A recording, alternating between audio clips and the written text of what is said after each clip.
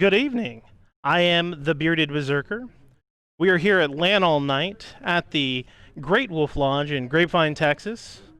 We are doing our final PC build of the year. We have four wonderful sponsors: Intel, Asus, Lexar, and Zalman. Intel's provided us the i5 processor and the SSD6. It is a M.2 drive, a terabyte. Asus has provided us the Z390A motherboard. Lexar has graciously provided us with the DDR4 2666 RAM speed. Zalman has graciously donated a couple of items. We have the S5 ATX mid-tower computer case in black with RGB, as well as the CPU cooler, the CNPS 10X Optima 2 in black, also with RGB. If everybody's ready, just kind of verify. Everybody has a screwdriver with a Phillips head. People at home have bowls to put screws. We don't have that for the in-person, but that's okay. What we're going to do first is we're going to go ahead and start and configure the motherboard. So go ahead and take the Prime Z390-A. What we're going to do is we're going to configure this. We're going to put the CPU in it. We're going to put the M.2 drive. And then we're going to hook up the CPU cooler. Then we'll take a break, kind of go stretch our legs around. If you have any questions, feel free to speak up in the Discord. If it's a more complicated issue, we have tech support, and I'll just have you drop down to another channel. We have on-site tech support here where we'll just have people walking around, and if you need some help, feel free to raise your hand. If you don't know what I'm talking about, just raise your hand and be like, hey, can you show me? And I'll show you. Don't be shy. This is in person. This is online. It's a LAN party. So you're here to learn. Many of y'all first-time builders. Me too. So we'll learn together. I'm kidding. I built this at least once. Okay. So first, we'll go ahead and take the motherboard out. You'll want to go ahead and touch the edges. I like to keep it in the plastic wrap. Okay, and we'll just set that down on our desk. Inside, you have the white cardboard. Go ahead and pull that cardboard out. You should have a series of bags in there. Underneath the white cardboard, you have all those pulled out. Cool. So you should have an I/O shield, which I left in the back of the PC because like I said, I built it a couple of times. It'll be here. And so you should have one of those. You'll have a riser. So it'll be a small black box with pens sticking out of it.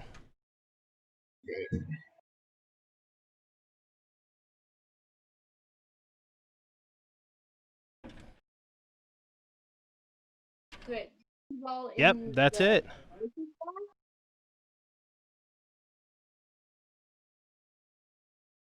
That's just going to make our lives easier later on. So we'll go ahead, put the box off to the side. We have those parts out. Put the box off to the side. We won't need it for a while. We're going to go ahead and unwrap the motherboard. So this is anti-static wrap. So we won't get rid of this, but we'll go ahead and slide this down. Okay? Once you have just the tip of it out, because you want to slide it down on the sides. Slide it down on the sides.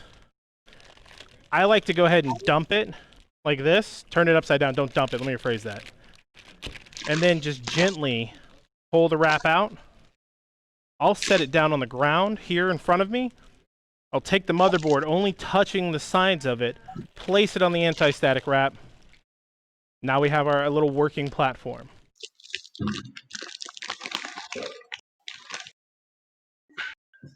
So you want to make sure to touch the sides of it because there are sharp solders on the backside. Very sharp, and we'll zoom in here. These can hurt if you touch them. You also don't want, because you can also short by connecting pins, so you'll just always want to touch the sides of your motherboard. So as we zoom in here, you'll see, we'll go over a couple of areas. This is where the CPU will go. This is where the RAM will go. That's the Lexar RAM that I talked about earlier. We have a M.2 shield. All right. We'll actually end up taking these screws out. This is a heat sink for it. Helps with performance and longevity of the M.2 drive. This is going to be our PCIe Express slot. This is where we're going to put the graphics card in after it's already in the chassis. Okay. That's a lot.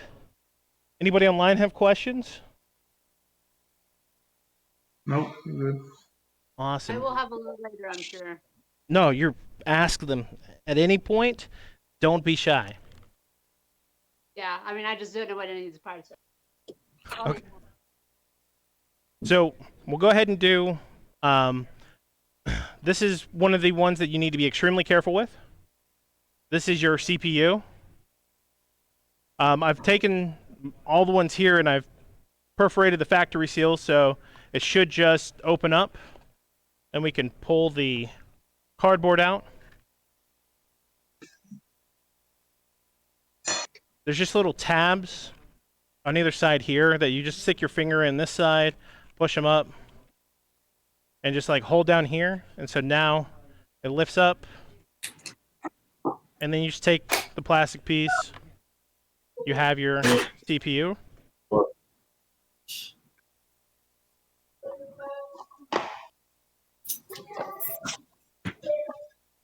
Now, if you're at home,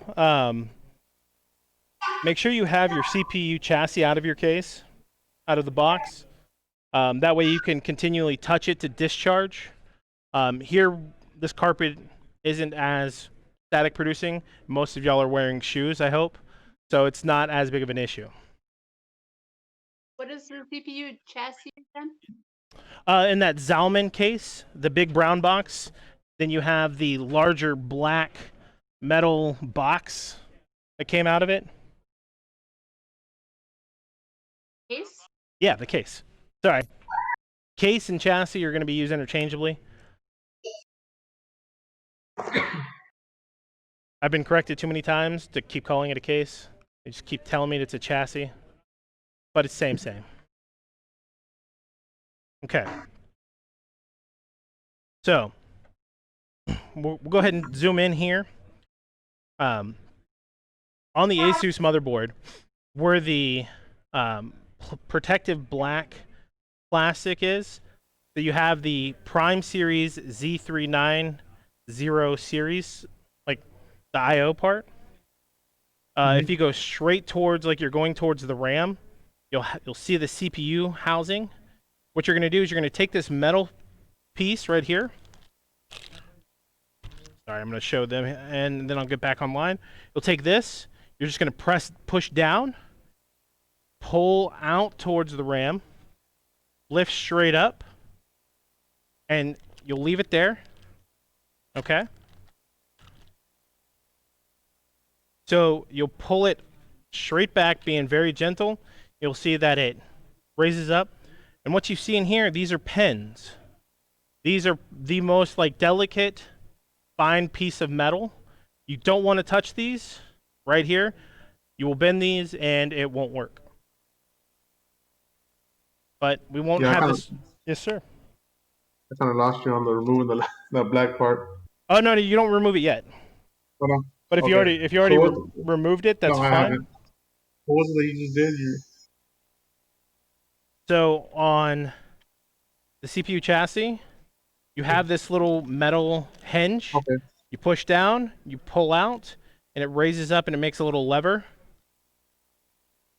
And don't touch this area. Don't get near this area yet.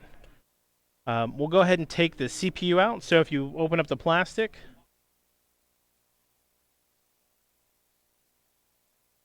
okay, you only want to touch the sides again. You see the metal contacts on the bottom?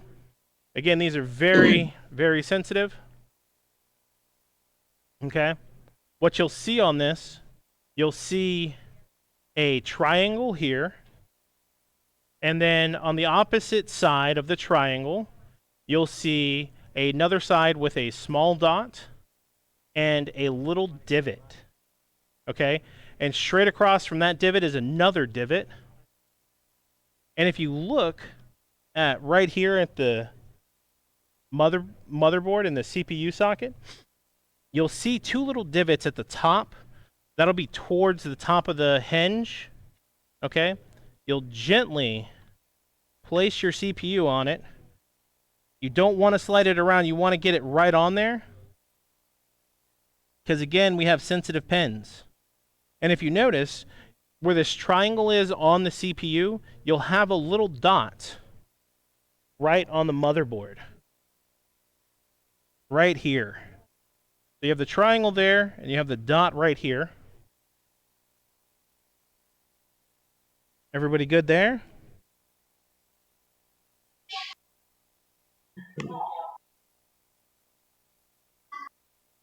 Yes.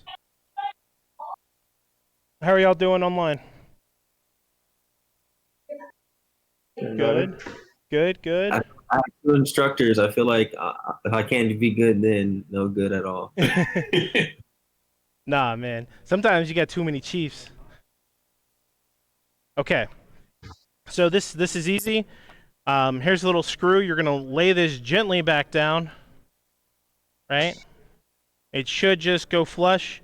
As you move the lever forward, you'll just keep pressing. The black piece will pop off. You'll grab it, and huzzah! You have successfully installed your CPU. Don't touch the top of it with your finger. Okay.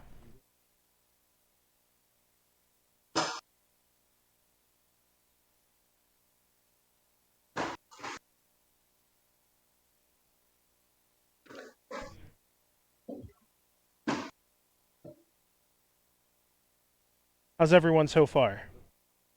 We good? Everybody got it seated? Awesome. Yeah. Okay.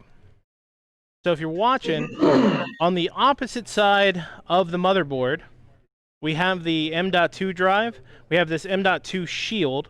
You're going to be like, well, what are you talking about? It's just the silver piece that's raised up down here. So if you have the Prime Z390 series facing away from you, it'll be on the left side. And what you'll see is you'll see another almost octagonal Asus part. Then you'll see a silver long piece, and you'll see two screws on either side of that. Take your screwdriver, undo those screws.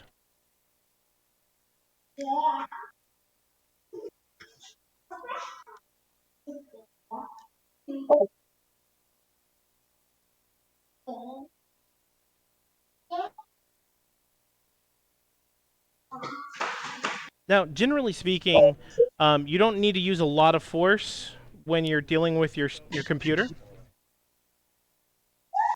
That's fine. Go ahead and we go ahead and come over here and grab this, and the social distancing is fun. I will swap out my system real quick.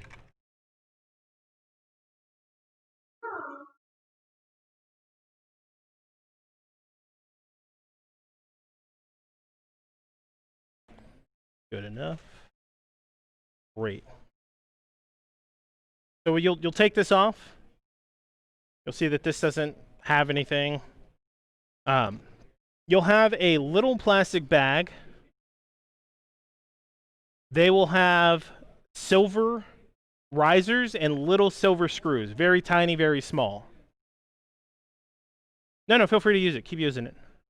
Oh, she needs it as well. All right, awesome.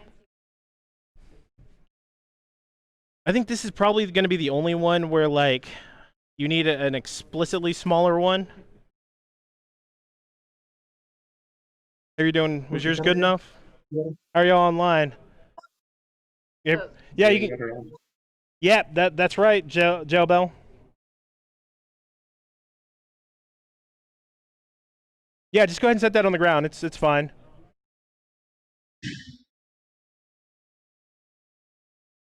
Sure. Thank you very much. Okay, so now we'll take the Intel SSD 6. It should be in a brown box. I threw mine away, recycled it, excuse me. But you'll take this. I did not think to unseal this for y'all here.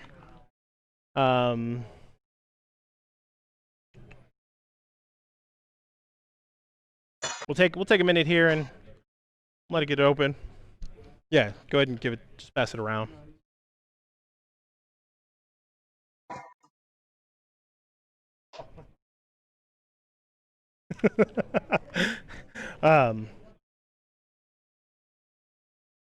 How are y'all doing? Yeah. We got plenty of time.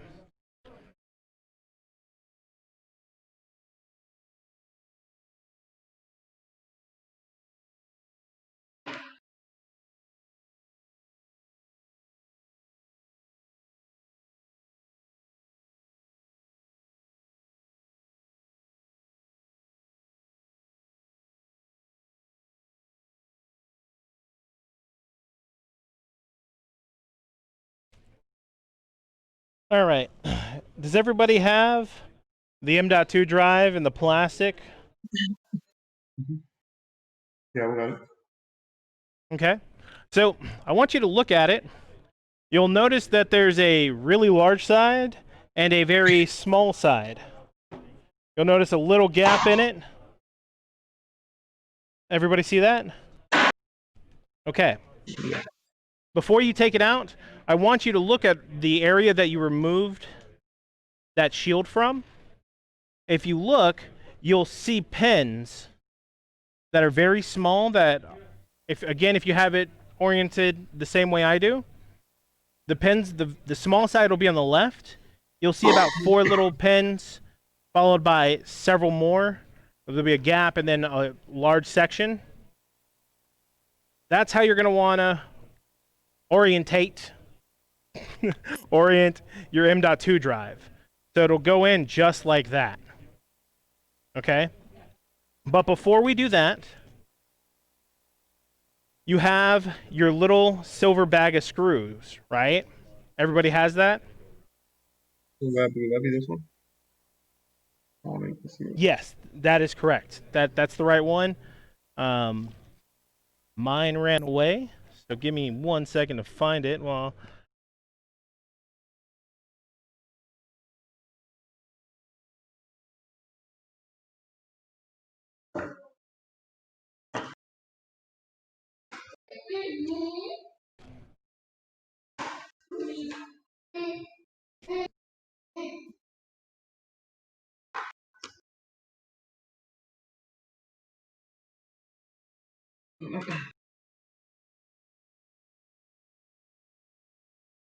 those ones, yes. Go ahead and open those up.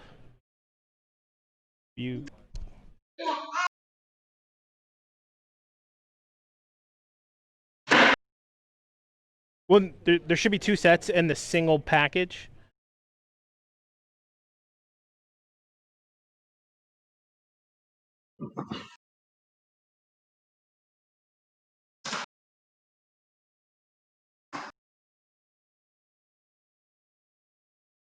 So the little riser, you'll grab the silver riser, that's the non-screw one, and you're going to put it on the motherboard where it says 2280. From that little IO shield area we took off. So if you remember where the silver riser was that the original screw came out, it's going to be the first one in from that. So the first one towards us.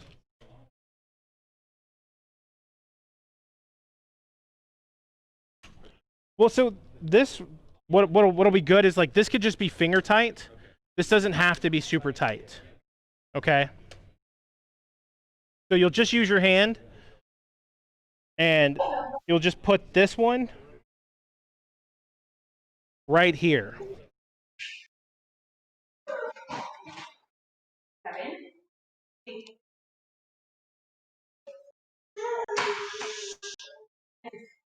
And again, like, you don't have to do a whole lot of pressure. It just finger tight is good. Yep, it's the one past that one. So it's the one in between this little black cushion. It'll say 2280.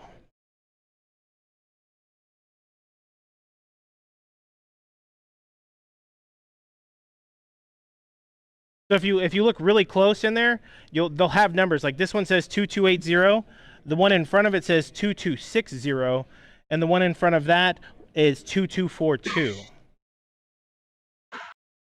These are the different lengths of like M.2 drives that you can have.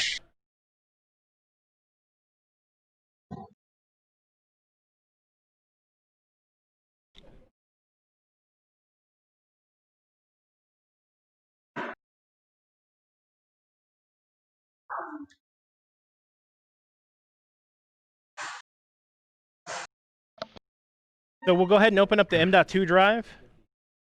Take it out, touch it only by the sides. We'll go ahead and insert it into the plastic piece here. Okay? And you don't have to use a whole lot of force, but like you might need to use a little bit of force. It'll make a very slight click. And once it's clicked in there, it should raise up like this. So for y'all here, I'm going to show you this way. It'll raise up like this. And for y'all online, it'll raise up like that.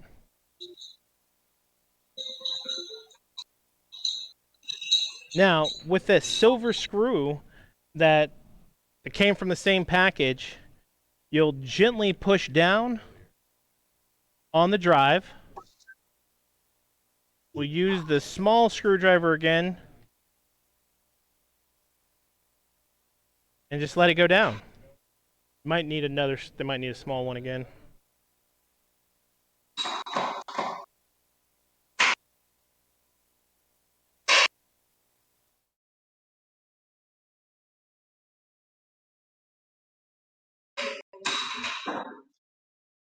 Are we using the old screw for that or the new screw? The new screw for that. Okay, so we use a screw to. So in the package you had the silver riser with and there should be 2 silver screws in there. Okay, I had 2 risers and 2 screws. Yeah. So with you already installed You put the riser in that 2280 screw hole. Then you insert the M.2. And then you press it down and then you use the screw to go into the riser to hold the M.2. Okay, so we got to push it down and then put the screw in? Yes, sir. Yeah, that's what we're talking about. Let me do that again for you so you can see it again. I got it. So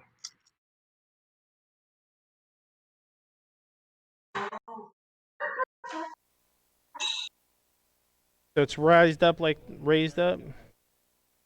Push it down. Your screw goes in here. And it's done.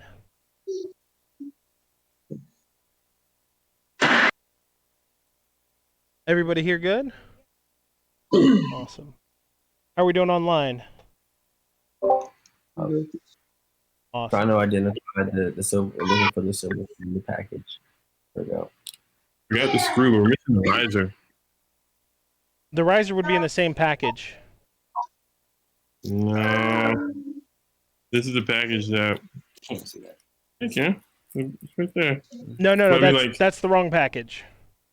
Oh, okay. In the Asus box, it'll be a little sealed package.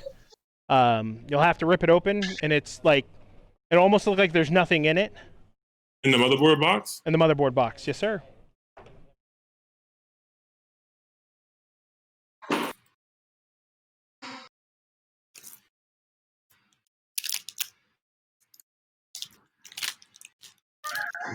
Oh. Okay. Got it. I think we got it. Sweet, awesome. So, Yes. clean up our work area just a little bit.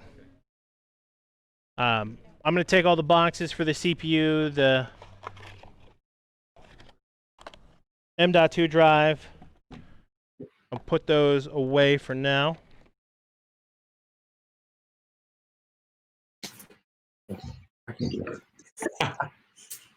No, you want to. You want to. If you.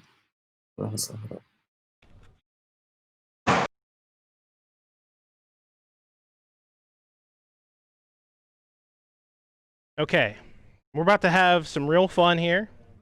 The CPU cooler is a little involved. Okay, there's going to be a lot of little steps. So let's go ahead and take 2 minutes and just like stand up, stretch, get the blood flowing again, and then we can come back. Is everybody good with that? So which one should we have ready?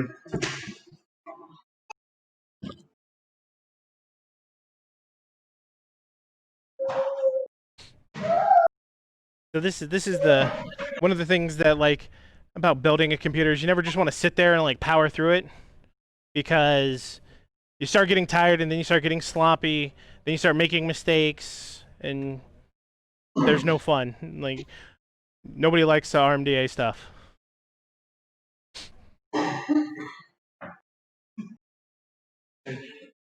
Gonna break those.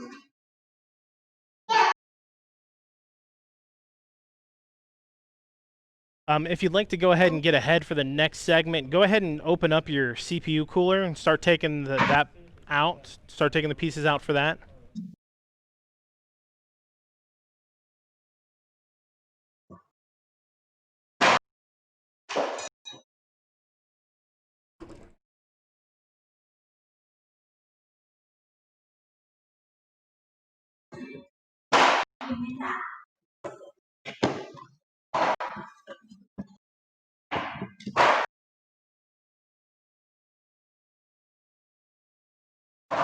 I want mom to you want. I want mom to you want.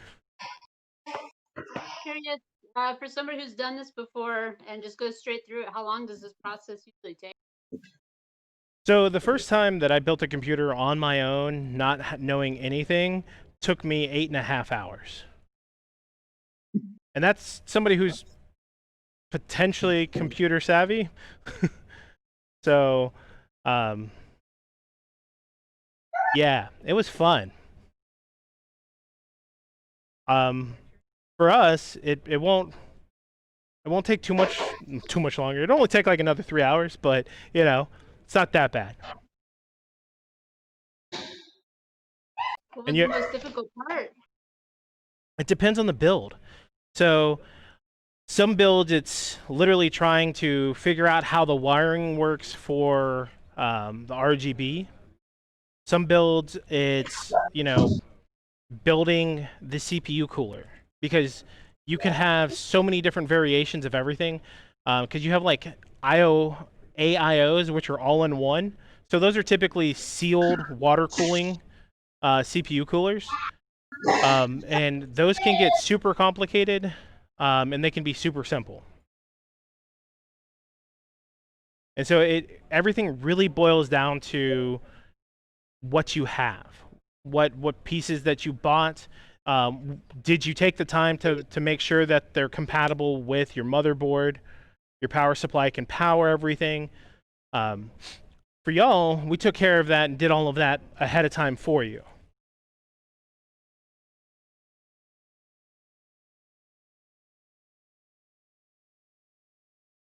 Okay, it's been about 2 minutes. We'll go ahead and sit back down. If you haven't already started taking out your CPU cooler, go ahead and take that out for me.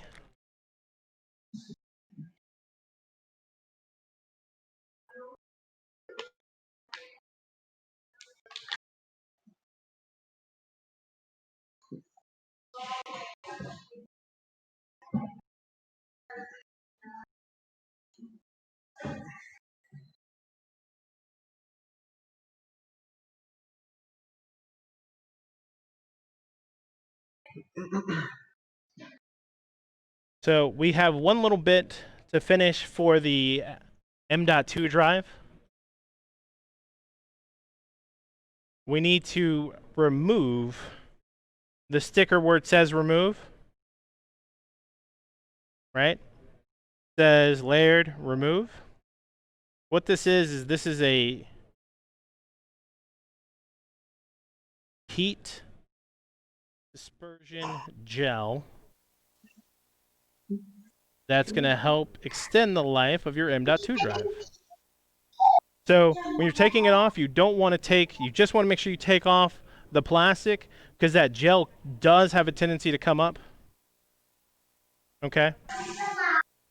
When you put it on, you'll see how you have one that's off to the side and one that's centered. The one that's centered, again, if you have your motherboard oriented the same way I do, the centered one is going to go in front, where the offset one is going to come behind.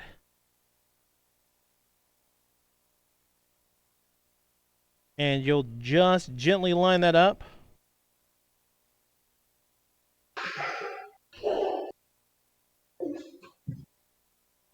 One of the tricks that I normally do is I put a screw in. You leave the sticker on the SSD? You can take it off if you want. It's fine either way, because it is heat resistant. So you can take it off if you want. I typically just leave it on. No, fuck that. Where's the little speaker? But I like to put a screw in, it's the offset one, line it up ahead of time, then gently rest it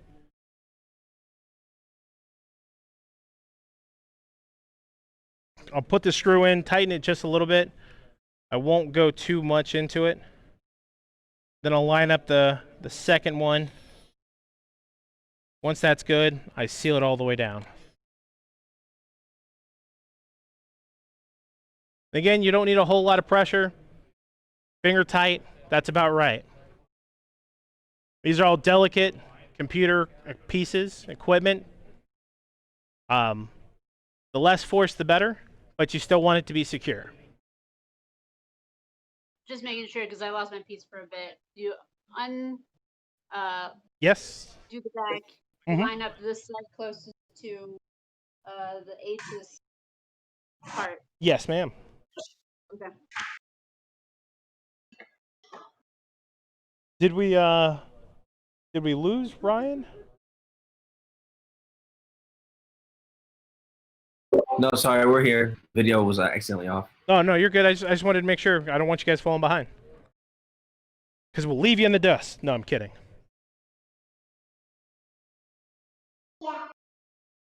So, with that, everybody's got that done. We're done on that. Now we get to move this off to the side. We'll grab the CPU cooler. I've already kind of built this, so you'll have a sticker on the bottom of yours. So you can go ahead and turn it upside down, remove this sticker. Be sure not to touch that area. You don't want your oils on there. But what you do need to do here is there are 4 screws. You'll need to loosen the screws. Don't undo them, just probably a full turn. One full rotation, 1 360. And because what happens is you want to make some room like keep them in, because we'll be putting in the harness here in a second.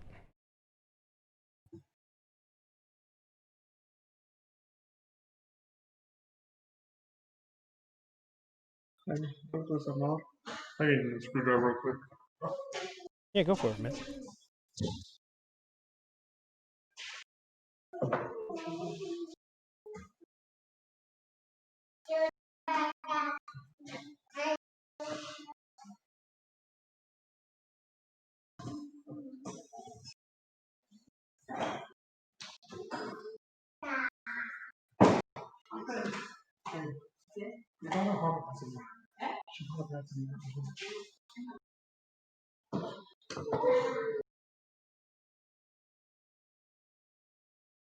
Okay, once you got the screws backed off a little bit, inside of the CPU cooler, you'll have several bags.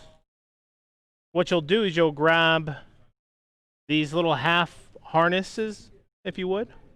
You'll want the ones that flare out like horns, you know, UTA, hook 'em little horns. No? All right.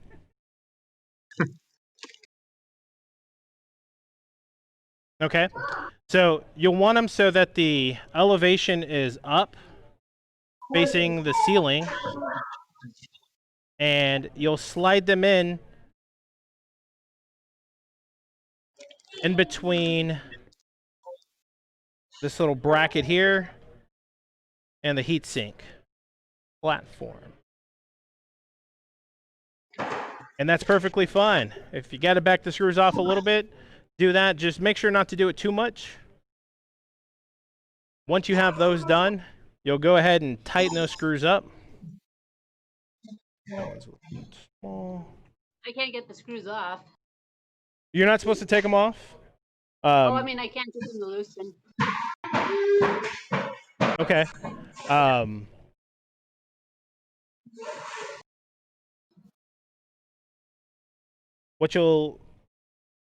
Is your screwdriver fitting in? Is it too big? Is it too small?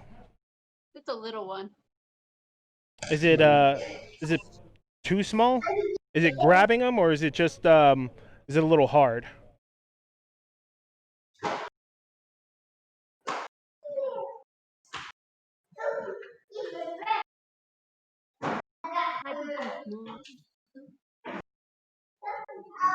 Yeah, I had to get just a little bit bigger one because I had two smaller ones. Oh, you're fine. Go ahead. Make sure you grab the right one.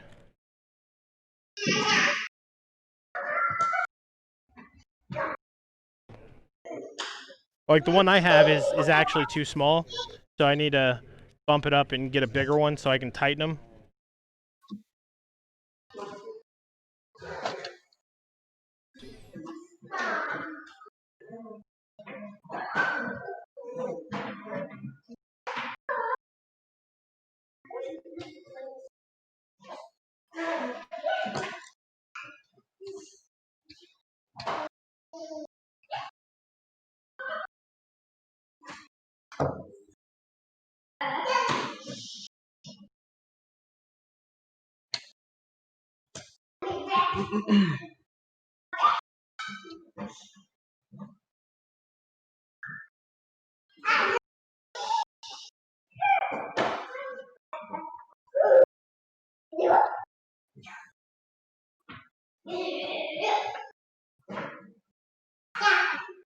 So if you take the screw off, what you're going to need to do is this metal piece underneath it. You're going to need to put your finger on it and press on it so it'll catch. Okay, so what do we do after we loosen the screws? You'll take the metal bracket piece. Let me undo this one real quick.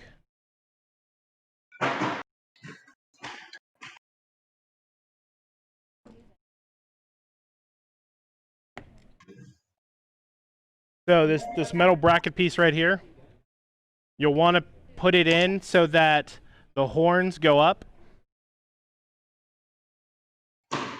I'm in Texas, y'all. They're horns.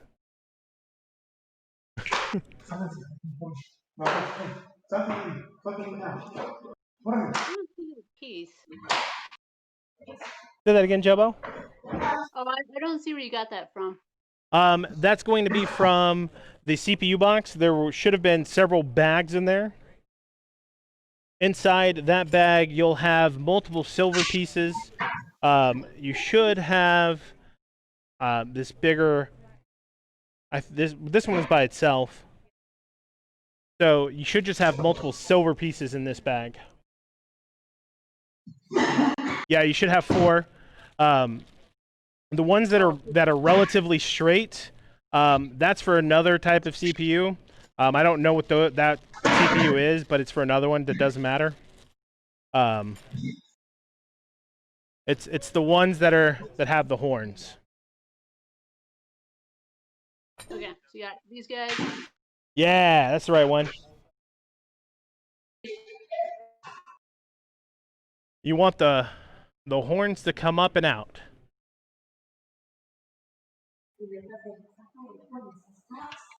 So it's the smaller, not the larger one. No. So let me see those again, Jello. So I have this one here. Right. This is So a smaller one, right.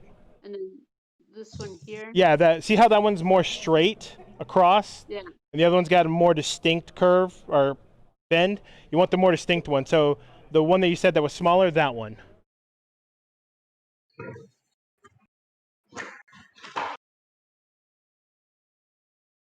And those just go in where the screws are. Yeah. So like, did you see the separation between the screw, the CPU cooler like base, and then there's like a cap, right? Oh, between in here. Yeah, right in there. So if you can't fit it in there, just back the screws off just a little bit more.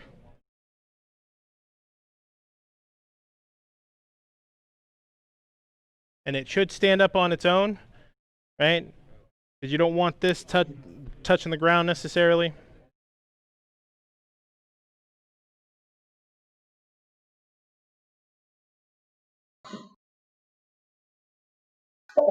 Ryan, how you doing?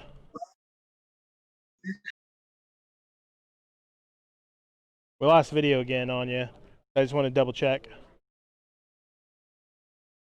Yeah, that's weird. Sorry, guys. We're doing okay. So what ended up happening, just long story short, is that the package that was sent here was actually stolen from my mailbox. So we went up to the street. So long story short, we have a similar, and so we're just going through the process of installing that one. Oh, awesome. We do have some wonderful tech support. So if you do feel like you need some more help, just go ahead and ping one of them, Shadow Storm, and I think we have Lee in there as well. Just grab one of those guys, and they should be able to walk you through it if you're having a little bit difficult of a time. Yeah. No worries.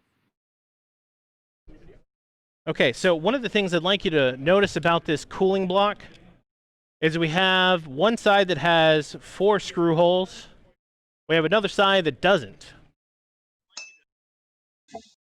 What do we think the 4 screw holes are for? Mount on. Yes, Okay. the fan. Now, do you think you put the fan on now?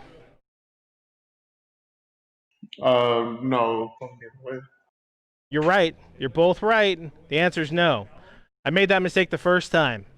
I did that for you the first time, and I was like, how do I install this onto the motherboard? Oh, you don't install the fan first. So the reason I tell you that is because along with that, you need to pay attention to the orientation of the CPU block in relation to the motherboard. Now, you're not doing anything yet, just listening and hearing me, because when we start to install this, it'll make sense. So the fan's going to be on this side where my hand is, which will be away from the prime 7390 series plastic piece. Okay? You'll have the cord that's at the top of the motherboard. Okay? So this is important for later. Okay.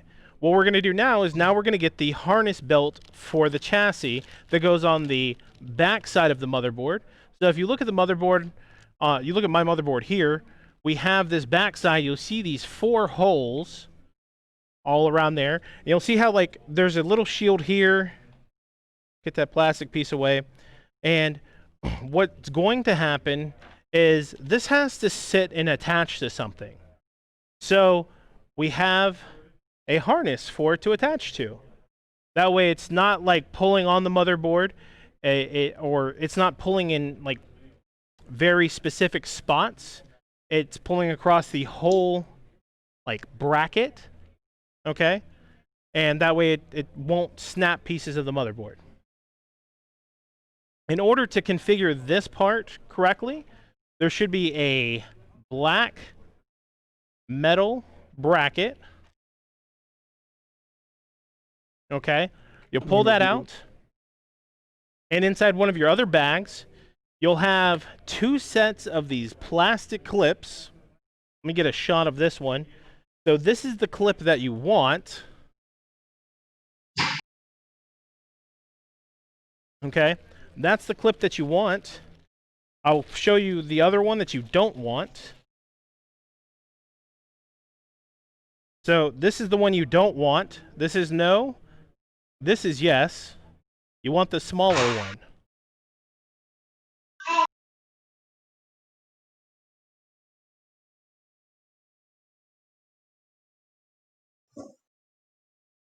So with the smaller one, you'll take the bracket, and so this is going to be very, very particular.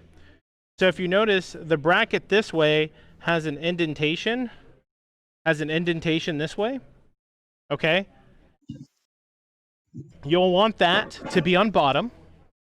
So you'll have the convex way up, means it's, you know, lifted, it's raised. And you'll take the little plastic piece, the part that's on an angle, the 45-degree angle right here, you'll take the plastic piece, you'll slide it so that the opening of the plastic is facing up, and you'll just slide it all the way down.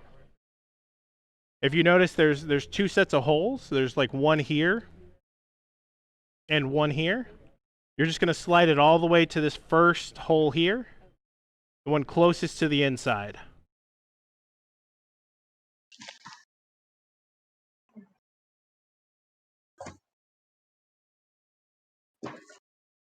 So to get a plainer look of it, this is what it looks like flat. This piece goes in. Notice how the shape of that is. Slides in there. And that's right. How are y'all? Does that make sense?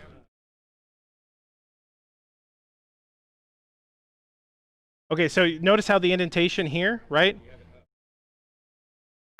So this is going in, right? Like this would be like if it was a bowl. You want that one on the opposite side. So when you put these pieces in, when you put the little clips in, you have those clips on the underside of the bowl, if you would.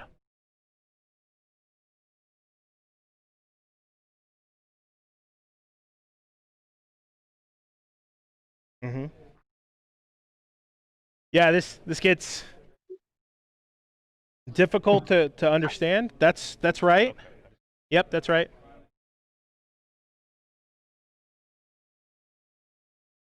We're going to get real close on this.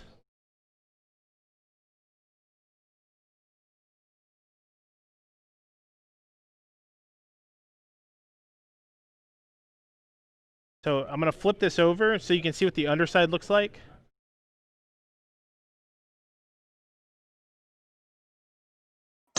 Notice how this section goes down towards my hand, and when I pull it this way, this section seems to come away from my hand. This is the section you want these clips on to be facing up on these 45-degree prongs.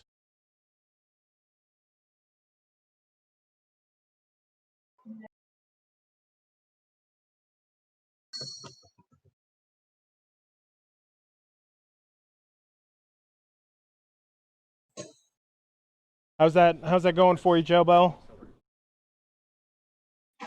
Great. How's everyone else doing? You guys doing good?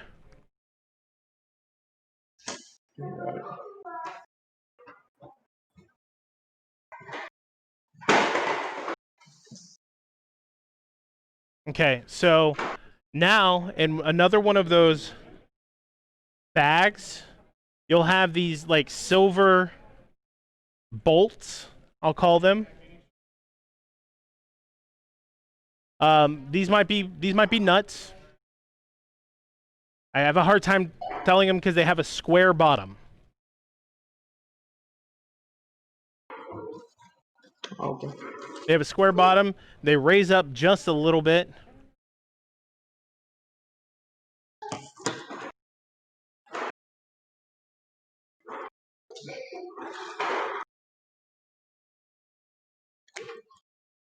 Those are what we're going to use.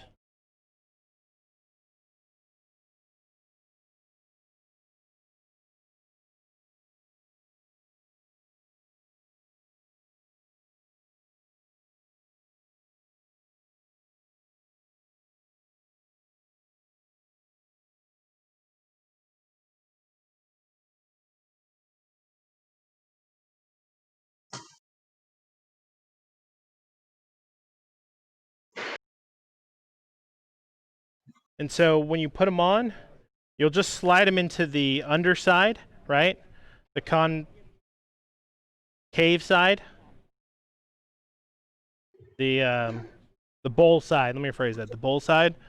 These will go in. So the plastic clips should just look solid on that face. Is that what it looks like for you guys? On the both side, the plastic clip should be solid on that face. No, yeah, the bowl side. The Mhm. like if you were holding this, the metal would be bent towards your hand, would be dipped down into or towards your palm. Notice how this is, you know, for to bowl my hand, it would go down into it. Okay. Yes, you'll slide those plastic clips all the way down to the innermost one.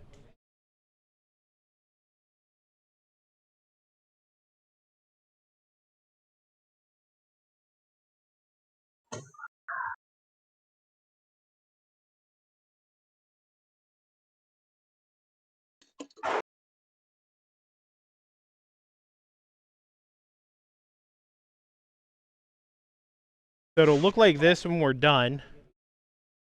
I don't recommend putting them all in right now because as we're working with this and putting the fan in, I think they slide in under the plastic so that they don't spin. Then the cap goes over the top. that works too.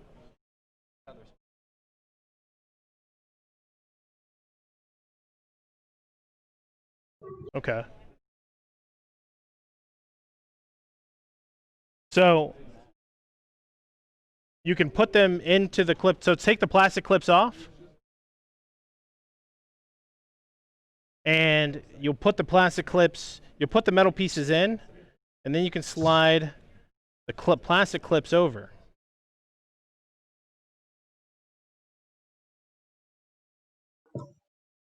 So this is a little bit different than what I told you originally. So take all the plastic clips off. You'll put the metal piece in. And this actually makes a lot of sense, right? That's why you have the opening there, is when you go here and you slide it in, they don't fall out. Yeah. So does it got to go in the outermost hole or the inner one? The innermost hole.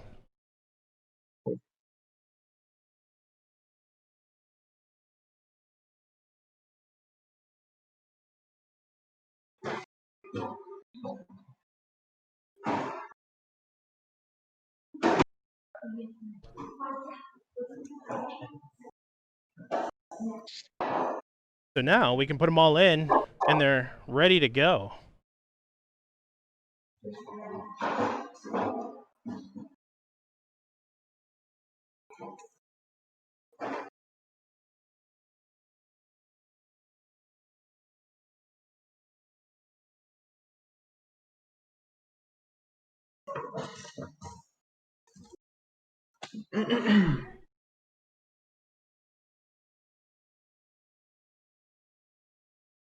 You know, the best part about this is I've built this computer probably like 3 or 4 times, and I think I've done it wrong every time. So that was clutch.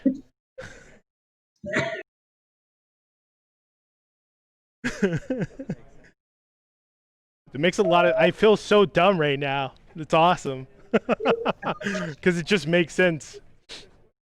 But it's okay. This is the beautiful thing, right?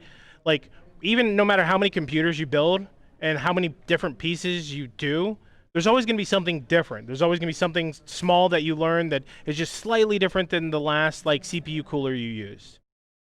And so, like, this is one of the great things about doing this at a LAN event is you have so many different people here and you have so many different experiences that, like, you know, they come together and actually, like, you can learn something.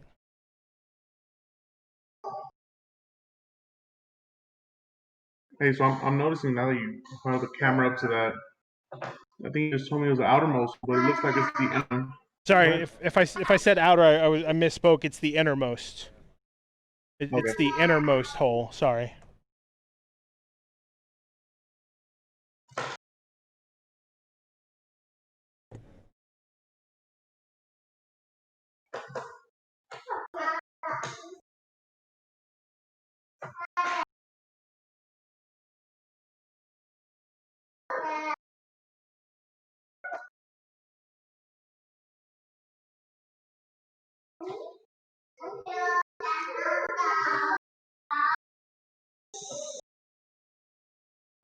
So to set up for the next part of this, what I want you to do is in the bag that has the square plastic,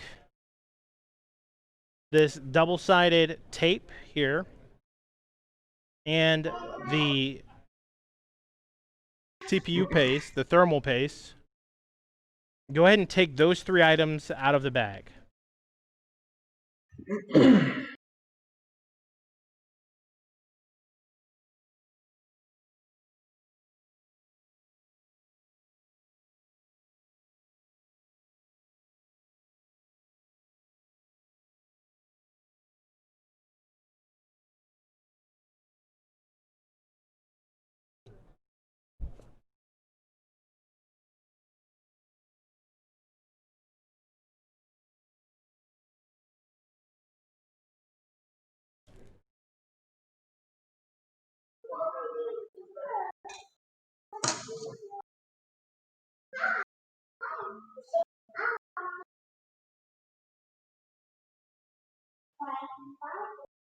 So we'll look at the motherboard now.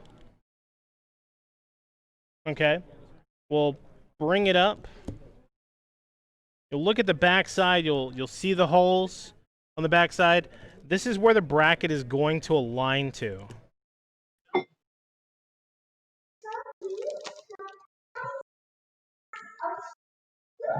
And if you look, I'm going to turn mine upside down so you can see online. But if you look, these holes should line up with all the holes on the underside of the motherboard.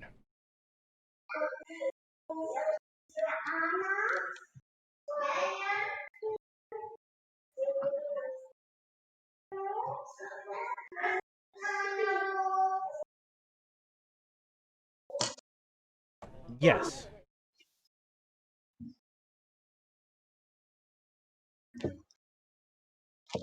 Let me change this back.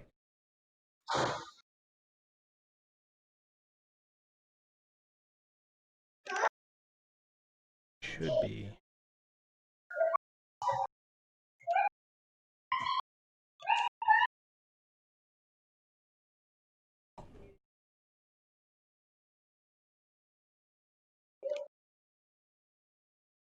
So one of the things you'll want to be careful of, right?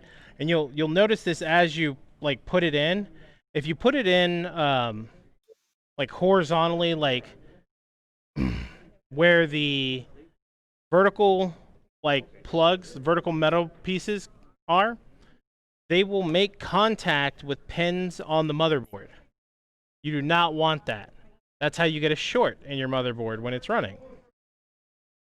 So if you turn it just 90 degrees, you'll get another variation on it, and you'll see that it does not contact any of the pins on the underside of the motherboard.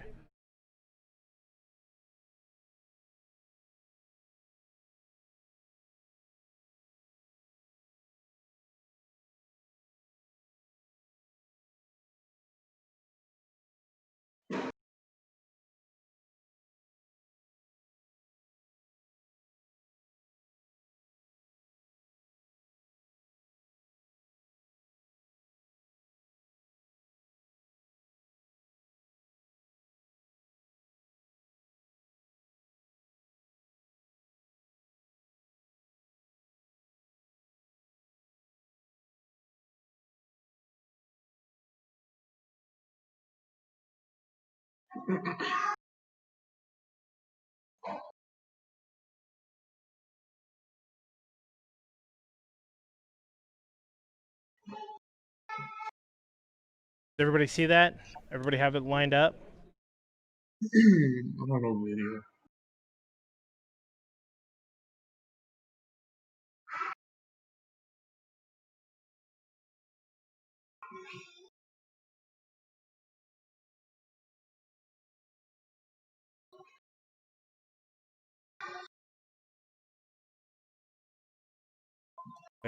If it's turned this way, you'll see that this metal piece is making contact with pins on either side. But when it's turned this way, it's not.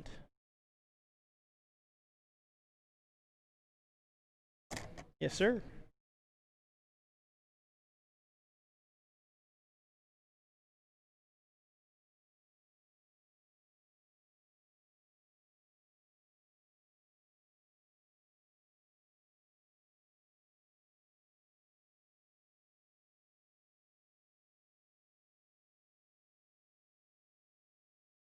Quick question: once we have the back on, what keeps it down on the actual back of the motherboard?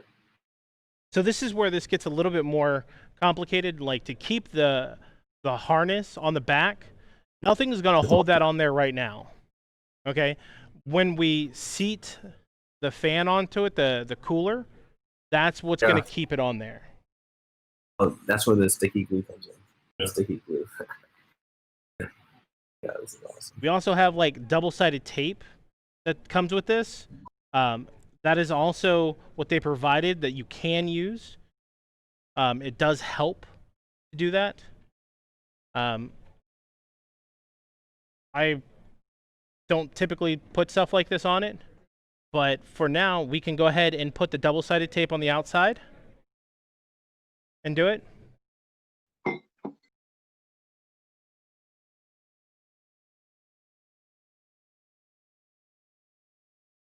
What it'll boil down to is, because your CPU heats up, this adhesive will like gum up a little bit, and that's okay. When you need to like make changes or updates, what you'll end up doing is when you take this harness off, you'll just need to take some alcohol wipes and just wipe down that area. So that's where, like, typically I don't use it. I don't use it, but for this build, to keep it there, I would recommend doing it. Sorry, for the y'all online, I see y'all over here on my left side, so when I'm talking to y'all, I'm usually looking at the left, so I apologize. It is a little weird for y'all.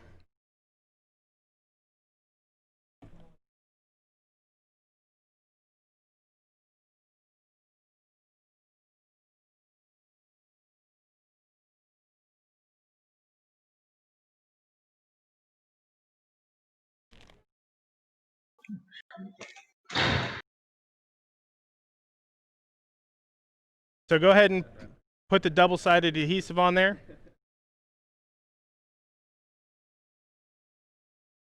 What we're going to do now is, after you have that adhesive on there, you have it, the harness, the bracket attached to the back of the motherboard. We're going to turn it back over. We're going to get our thermal compound out. we're going to work it into a very small corner. Okay. We'll need a pea-size amount. Don't see this being perforated easily. So if you have scissors,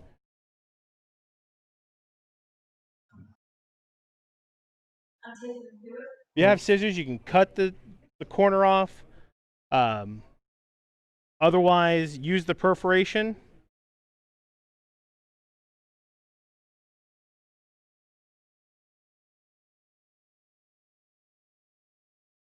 Now, one of the things you'll hear is you'll want to use a pea-size amount. And you're going to put a pea-size amount in the very center of the silver contact of the CPU. Okay. So, everybody have it open. Everybody have it ready. We'll go ahead and put in our little pea.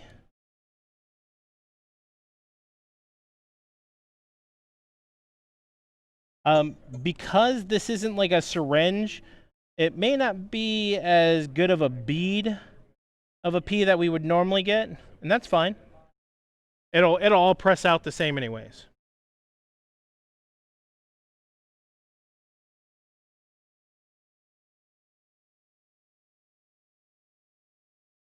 So that just goes on top? Yep, it goes on top of the CPU. So the point of the thermal paste is what it does is it makes contact with the entire top part of the CPU, and it dissipates the heat evenly across the top. So the contact on the fan right here is what it's going to touch, and this way, like, the heat can touch across all of it and dissipate much faster, so you don't get hot spots on your CPU. Sorry, You I want think I'm all falling of it behind in right now. there? Yeah, I'm a step behind as well. Okay, are you guys still working on the bracket on the other side? Yeah. Yeah. Okay, if you guys want to hop down to a different tech channel, we should have Shadow be able to get with you, and Lee be able to get with you. And Garrett? And Gary as well.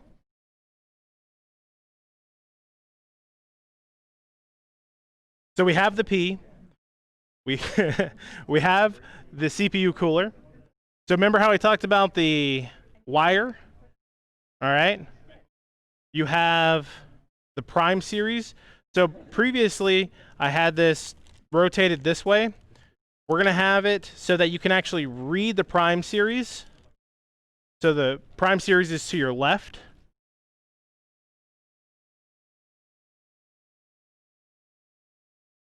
When you grab your CPU cooler, the cord should be to the top.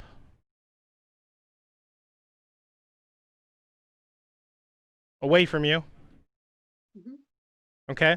And this is where you're going to gently set this down. What you want to do is you want to align the eyelet here with the screw holes on all four sides. You're just going to gently set it down. Okay, you're not going to slide it around. You're not going to move it around. You're just going to let it rest, okay?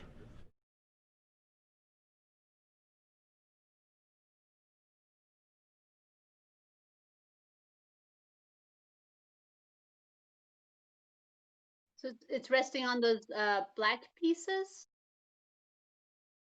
Sorry, say that again?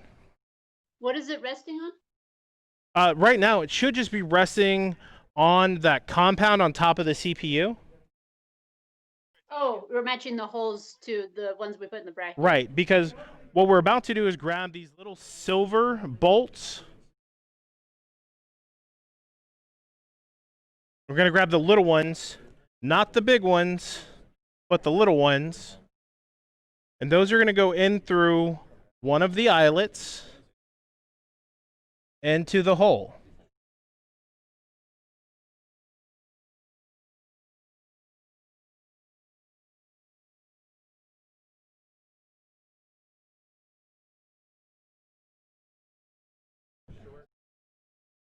That was Sorry. these ones, right? Yes, Shelbo, those are the right ones.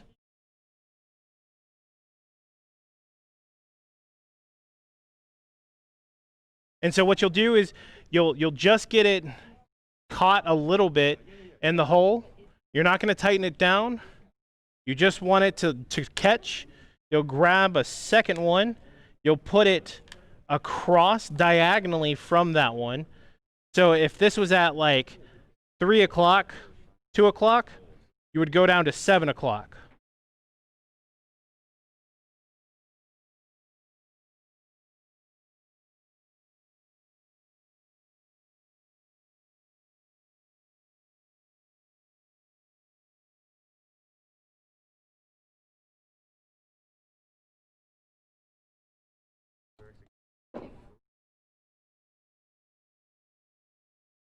We'll tighten that one down just a little bit. Then we'll go to the 11 o'clock one or 10 o'clock one. And then put that screw in.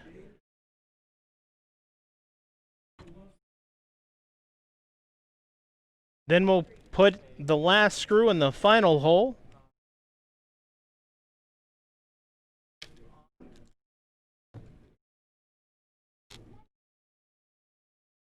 Sometimes they like to be nice, sometimes they don't.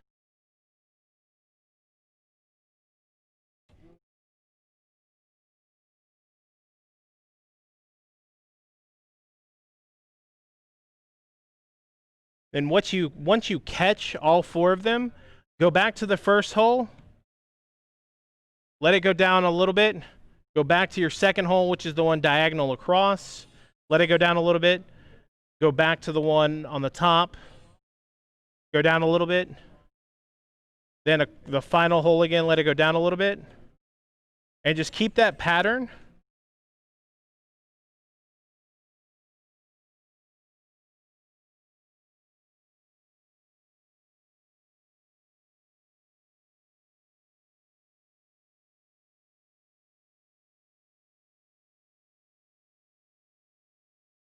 And so if you need to adjust the CPU cooler to like move it just a little bit, you're not moving it like a whole lot. Like you shouldn't have to move it more than like fractions of an inch to align the holes up.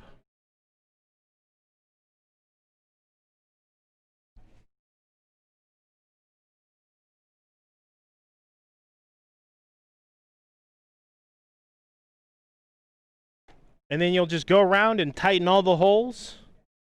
Again, it doesn't have to be super tight. You do want it snug. You do want it like a firm, probably a little bit tighter than finger tight on this one, because it definitely needs to make contact and seal.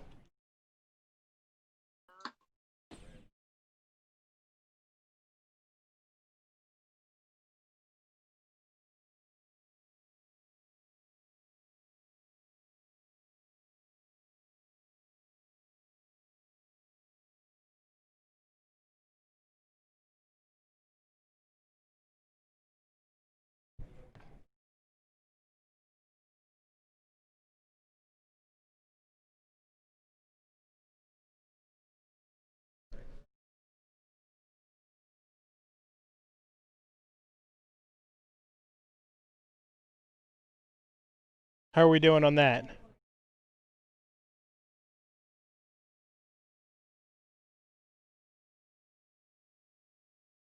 Gel Bell, how you doing? Got it. Ryan, how you doing? Doing good. We had to take some alternate directions, but we're good. We're on the same page as you all now. Awesome. Wonderful.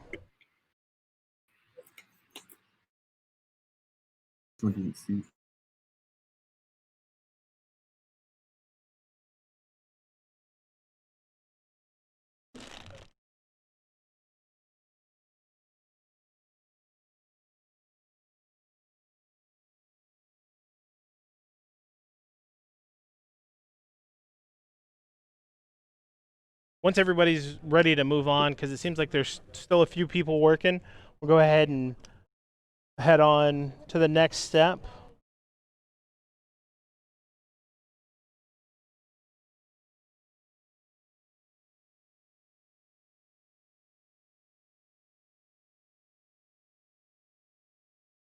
Jebel, you got to tighten down? Yep.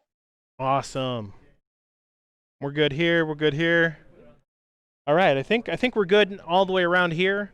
What we'll do now is take your fan that came in the CPU cooler. Look around on it.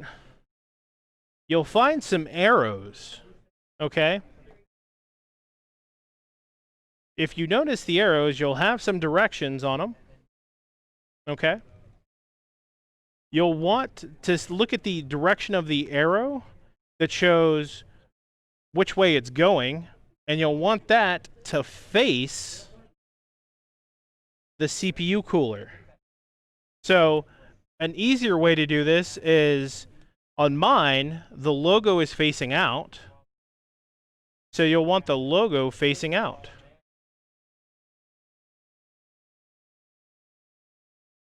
The barcode in, yeah. So those long silver screws are what we're going to use to affix the fan to the CPU cooler. And you can just push them all the way through.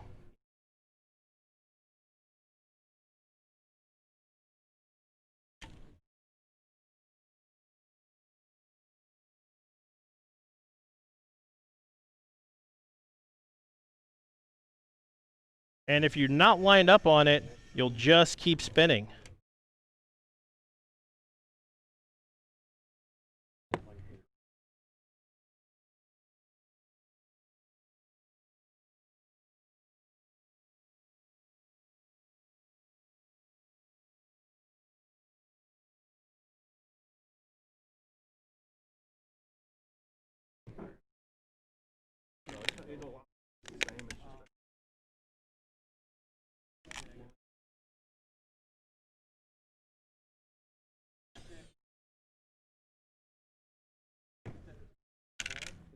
Oh no. So if you spin it too much, you'll end up kind of stripping out the outside if you don't have it lined up appropriately. And it'll kind of look like this, and you'll have a hard time catching.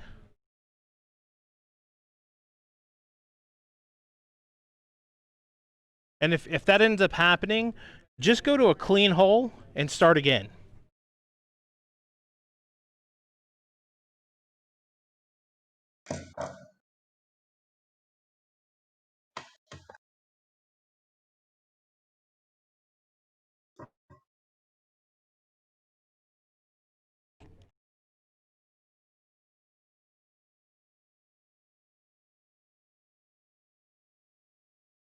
Now, one thing you'll notice is these screws are a little bit harder to screw in than anything else you've done today. And that's normal. You might have to put a little bit of force into this. Definitely more force than you've done anything else today with this build. And again, like I said, that's okay. That's expected.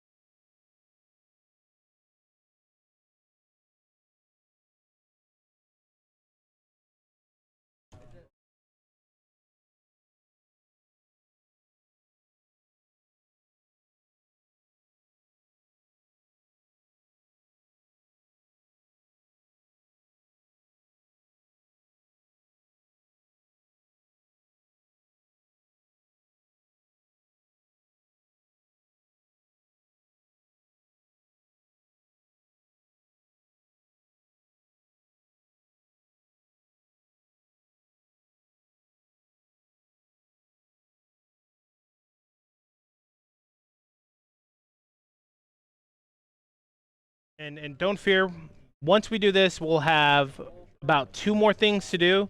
Then we'll take a longer break, about 10-15 minutes, to go walk around, use the restroom, do what you need to do.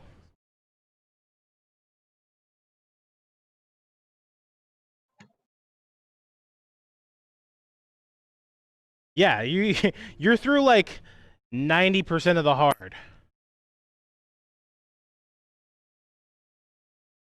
And like just so you guys know, this gave me the most difficulty of this build. So like if it feels like you're struggling, that's perfectly okay. It's expected. You know, this was the hardest part for me. So if it's hard for you, just remember that. And if it wasn't hard for you, talk to me because might need you to start building the computers for us.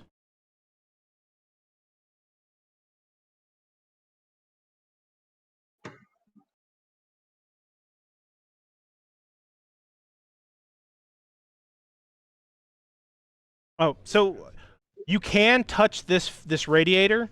It's not going to hurt it if you touch the radiator.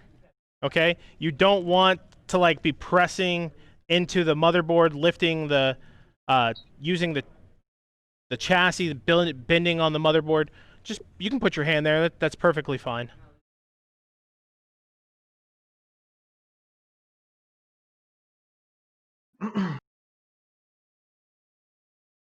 The first build had water cooling.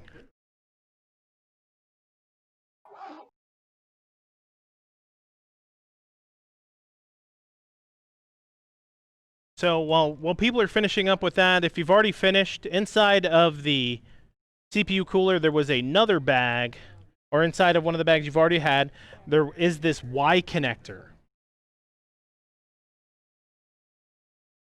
And this Y connector, you'll notice it has 2 cords and 4 cords on the other side.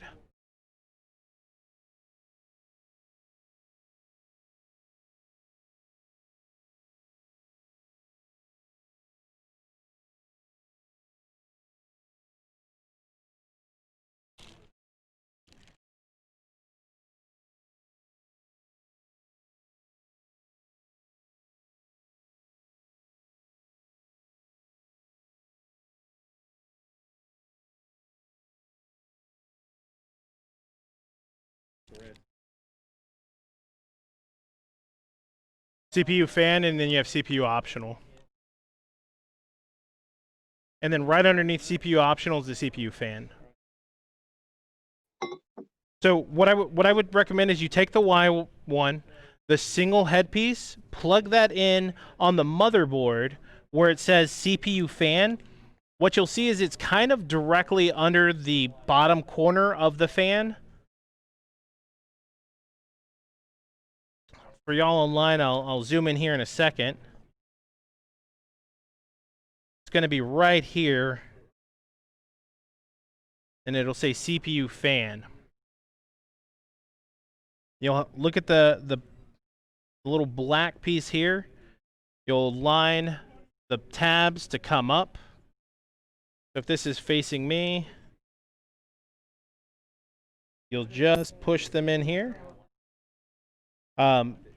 If you have it lined up, it will slide in. You shouldn't have to force it. If you're having to force it, it's not lined up.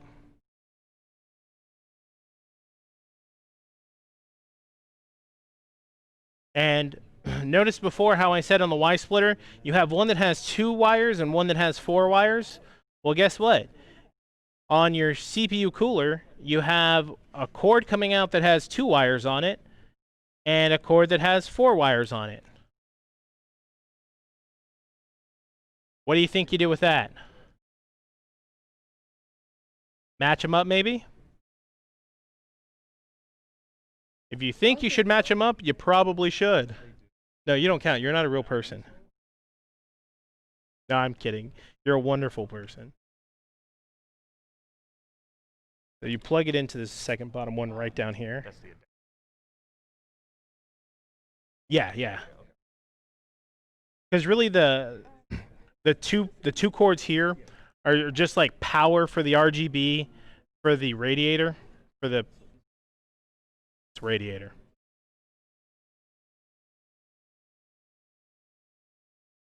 And then you'll match the 4 prongs up again. You have the little risers.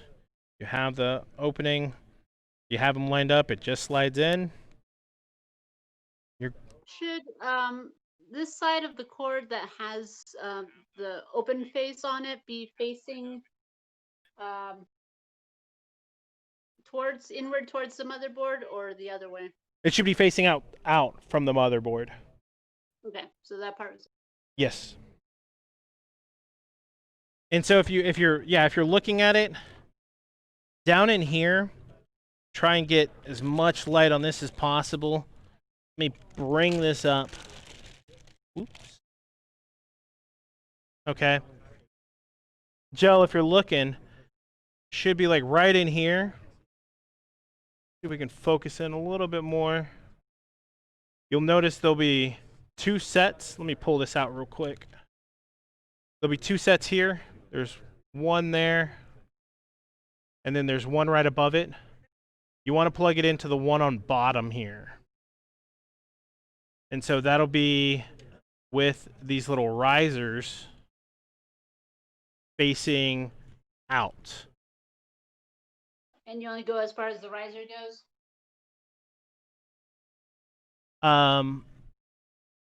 Like the riser fits into the plastic piece. So Oh, I see. if it's lined up, it'll just slide all the way down.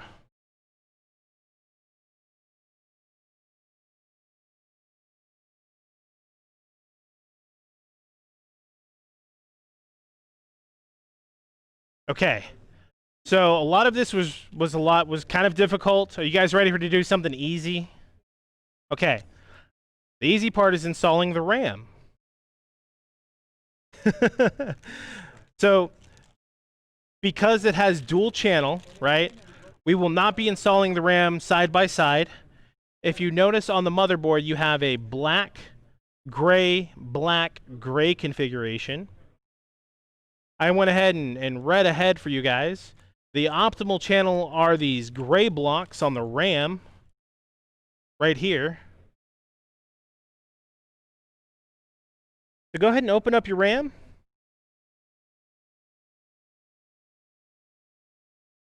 What does that look like? That's the Lexar, the desktop memory. DDR4, 2666, 8 gigabyte sticks for a total of 16 gigabytes for your awesome gaming computer. I laugh at myself. Don't make fun of me.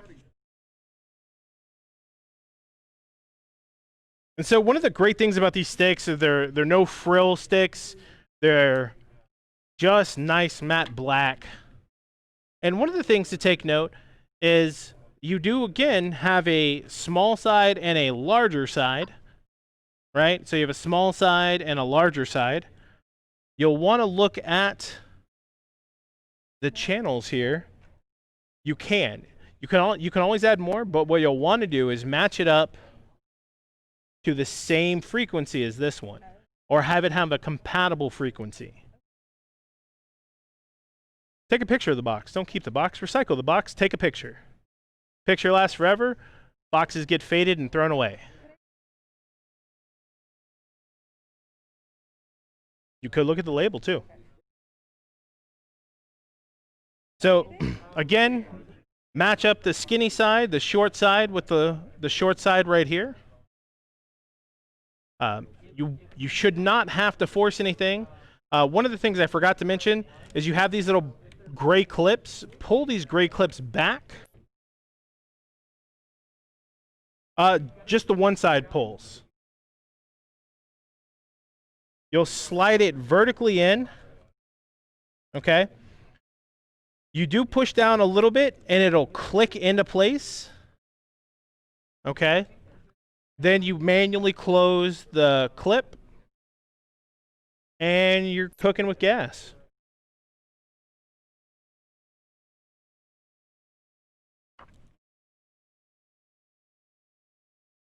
Can you zoom in on that? Sure. Hey, Chris, will you come here and zoom in, please? Come here and zoom in.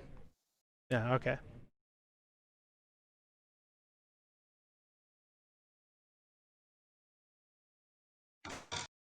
So if you notice, this side here is small.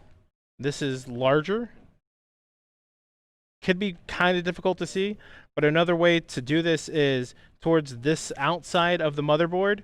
You don't have these little chips. Okay? You just have like almost a flat, clean black side. And this goes straight down. maybe. Into the gray one. And to the gray one, yes. And so you push it down, it'll click a little bit, then you'll just click the clip here, and it's sealed. It's seated, it's good.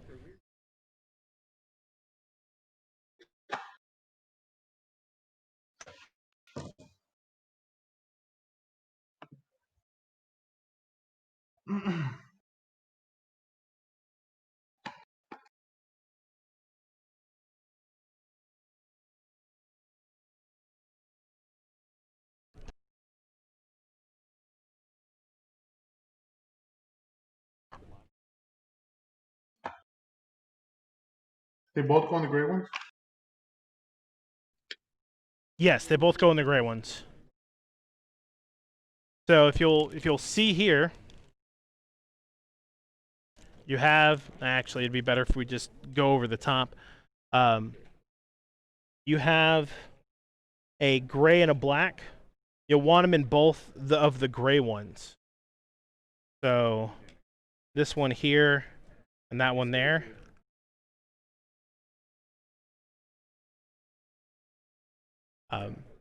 The RAM does take a little bit of force to like push in there. It'll click. You'll get a definite click once it's seated in appropriately, and this plastic piece will close. Okay. It may not close all the way, but it'll close partially. And when you like push it in, you won't feel anything. It'll just easily go in.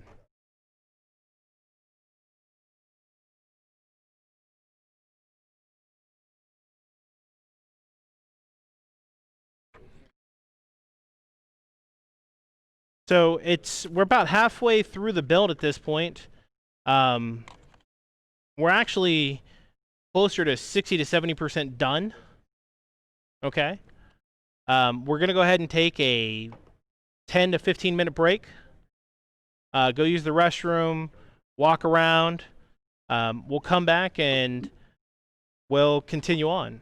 But just as a recap, you guys feel free to go ahead and go. But as a recap, we've put in the CPU, we've put in the solid state M.2 drive, we have attached the CPU cooler, and we've installed the RAM. What we have coming up is we will work on the chassis. We'll take the chassis out, we will install the power, we will connect the power, then we will install the GPU.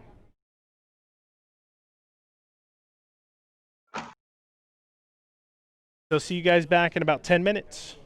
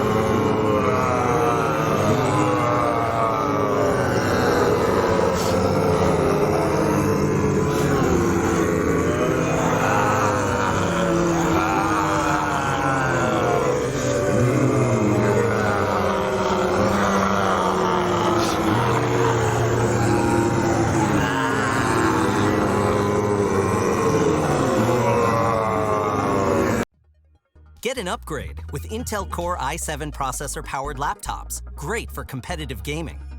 Delivering blistering clock speeds of up to 5.1 gigahertz with up to 8 cores for additional performance.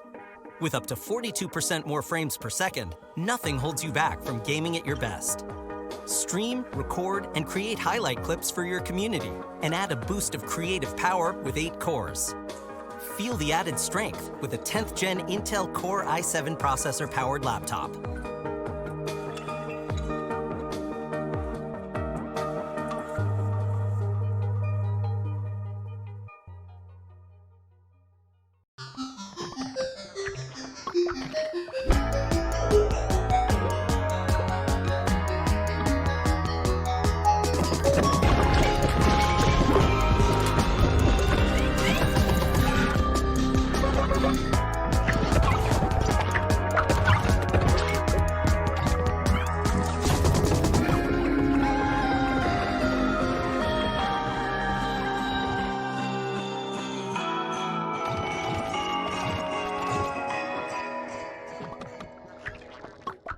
LFGX. Fan favorite games, channels, and streamers. Network with charities. Win prizes with friends.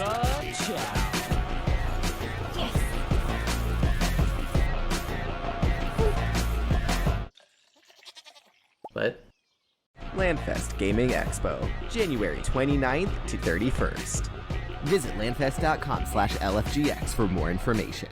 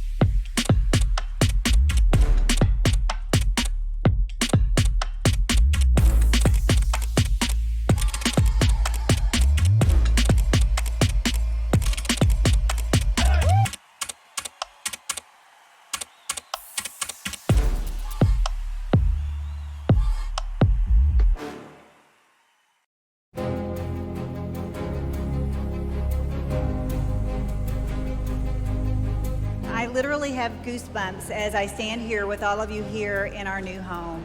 Here in North Texas, 1 in 4 children don't know where their next nutritious meal is coming from, and that's higher than the national average. So we have a lot of work to do, but you know, we can solve the issue of hunger. There may always be a need for food, but with this facility, we can make sure that no one goes hungry. It's with much anticipation that we officially open the doors of the North Texas Food Bank Perot Family Campus. Let's give a hand.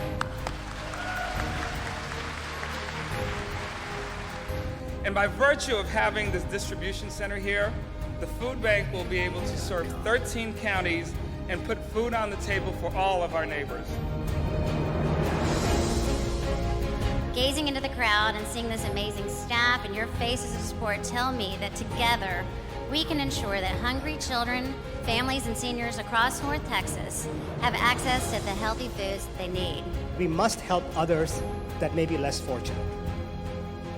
Thank you all of you for being here. I appreciate all what this community has done for us and will continue to do for us.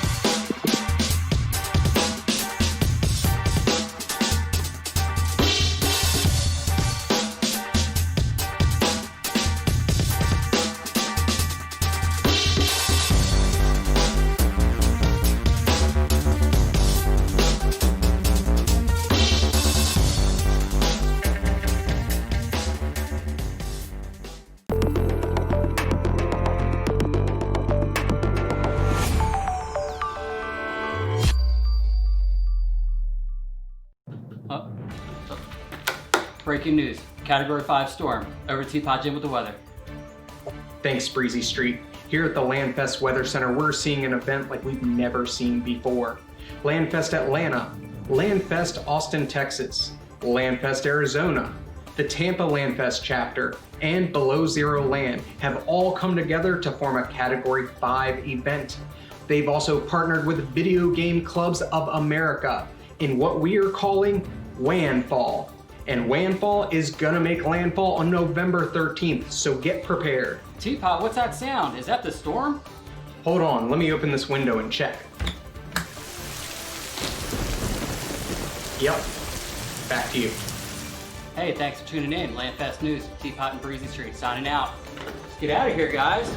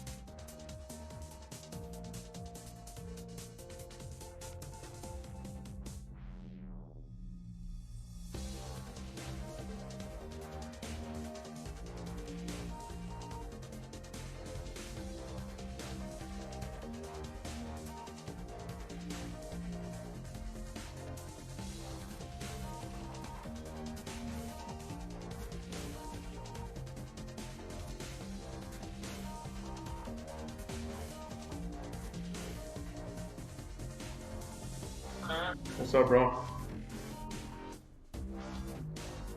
Yeah, I'm in Fort Worth. I'm in Fort Worth right now.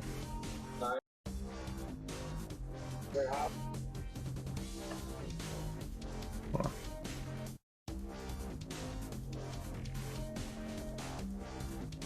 Like in 3 minutes from your place.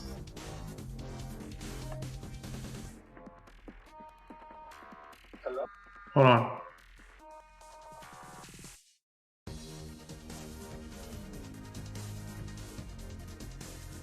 Yeah.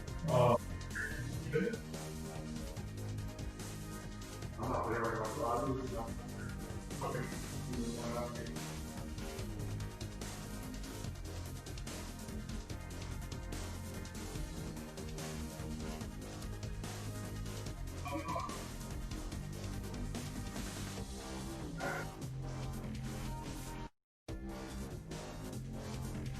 Yo, we're here. We're here.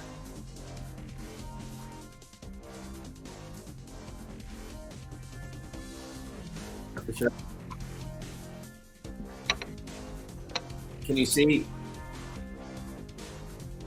I can show you the box. Give me 1 second.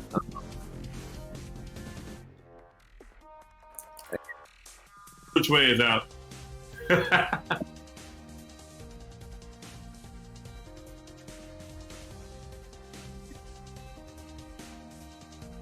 We got the fan on the wrong side. Okay. So,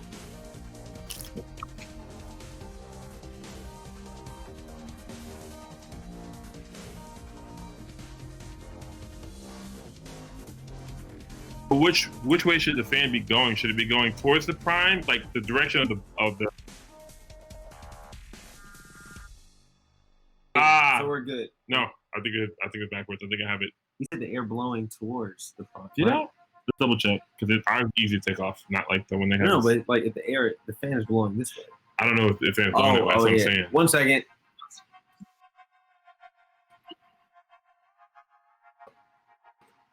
Oh, fact, they said just turn around. Just turn around.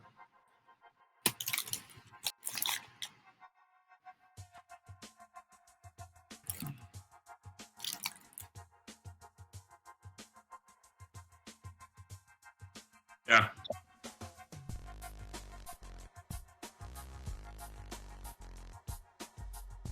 Also swap it. So that would mean that was facing the right direction. It's got the it's opposite because the arrow on the back is facing towards the logo.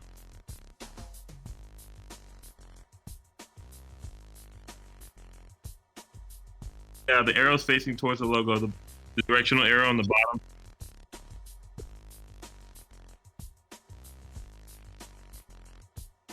Got it. So I think it's where we had confused because according to the direction of fan flow, this one's just different. Yeah, so we got it just the right way. It was good. And we had to flip it around. Oh, because right. there's. Let me turn it around first. Let me turn it around first.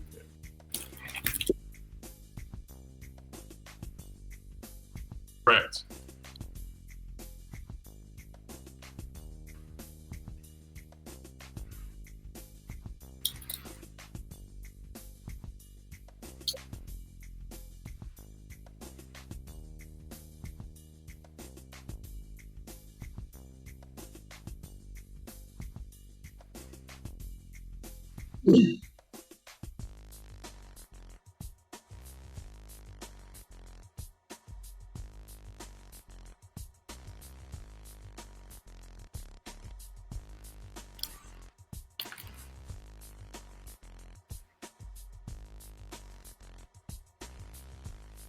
What? What's wrong? Looking at it.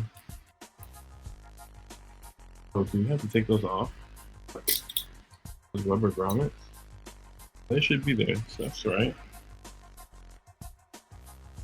But there was one before. Was the vibration grommets. Maybe you have to put both on at the same time or something. We didn't one. We didn't have those grommets on there, so I'm saying. Are we sure this is the right one? Yeah. Let me see this one. Yeah.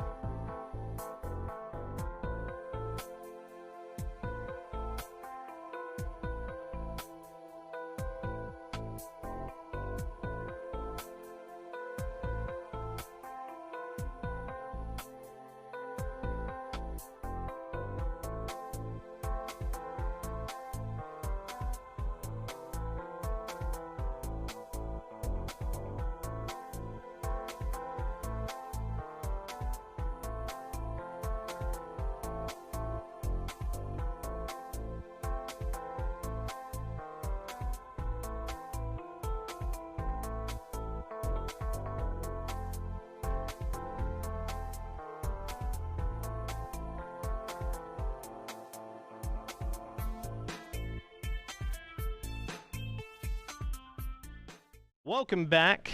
We're going to finish the second half of our computer build. We just have about 40% left. We'll be taking the CPU case, chassis, attaching power to it, installing the motherboard, hooking up the power, installing the GPU. After that, we'll take a quick intermission, and then we will get on to the installation of the operating system.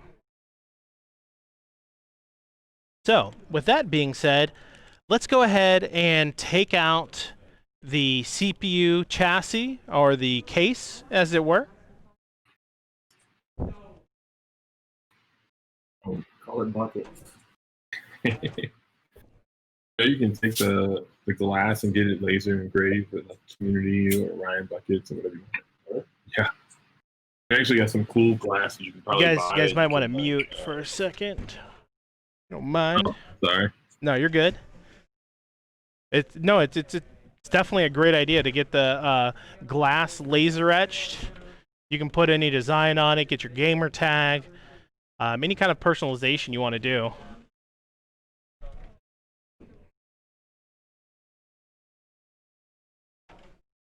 So the first thing I do with the case, I've already done it on mine, but I like to take pretty much everything off on the case.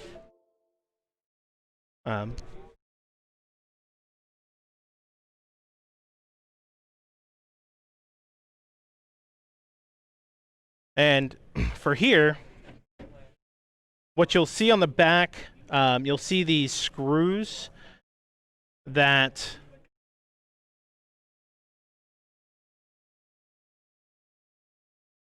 are just general case screws. We'll get a zoom in on that. And so these are the case screws. Go ahead, you can leave that off. You don't have to put that back on. But we'll remove those case screws, set those to the side. There should only be 2 of them. This slides up and out. We'll go ahead and set that off to the side. We'll go ahead and remove the screws on the glass as well. I like to just remove like all of the pieces on the sides so I can get a full picture on the case.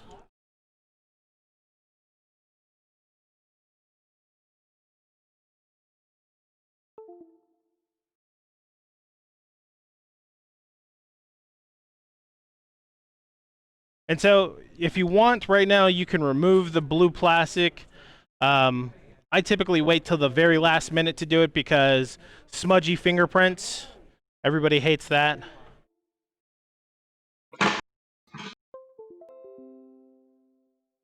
Your case is going to look a little bit different than mine because I've already removed some of the interior of it. Inside your interior, you have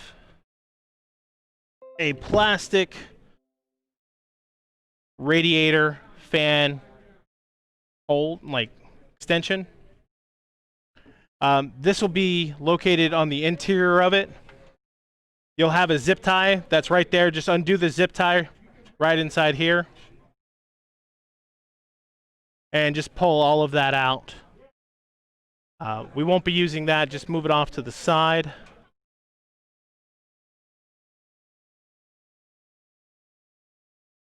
You shouldn't have anything else on the inside of your CPU case. That's it for now. You'll want to remove the back pins as well to remove the solid side of your case.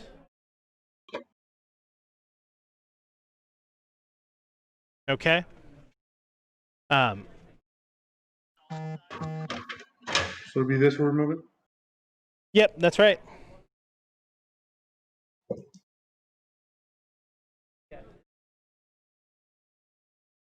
How you doing, Jobo? Great, great, great. And then do you have the solid side removed as well? Yep. Great. It's Christian, right? That's me.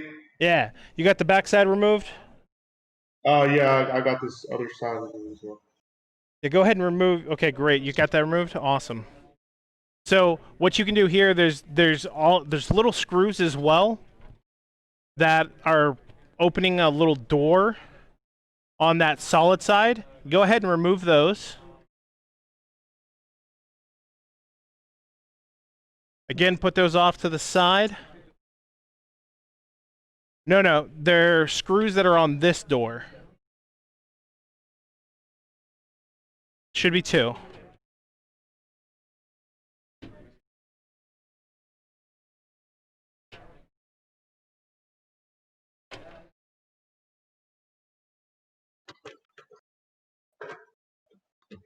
And when you open up that door, you'll see a set of wires that are bundled together. What I'm doing I'm just having you check these out now so you can see what they are now, because we'll come back to these in a little bit.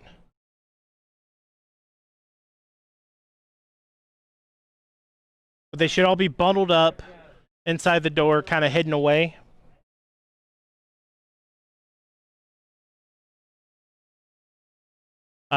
Go ahead and close that back up.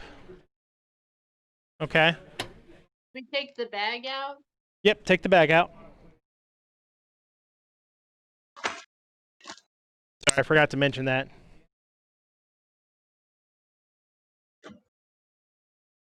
Put that bag off to the side. We will be using that shortly. You'll close this back up. You don't need to use the screws because it has a little hinge in there that just closes on its own. And you'll turn it back over.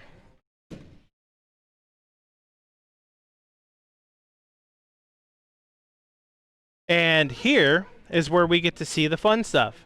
So now you have these risers.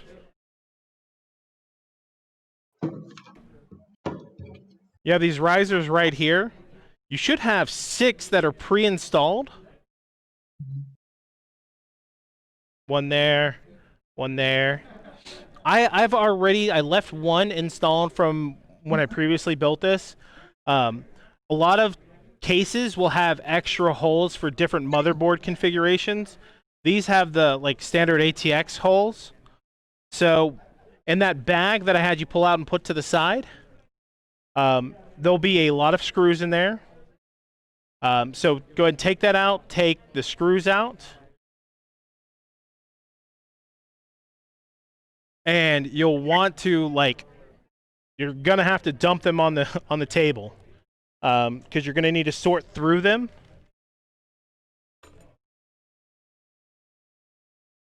And inside there, you'll find these little risers.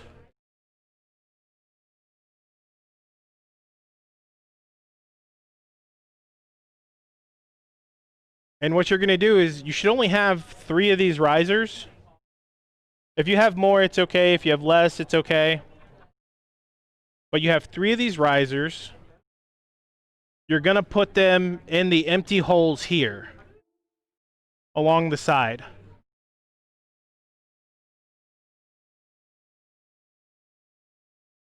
One second.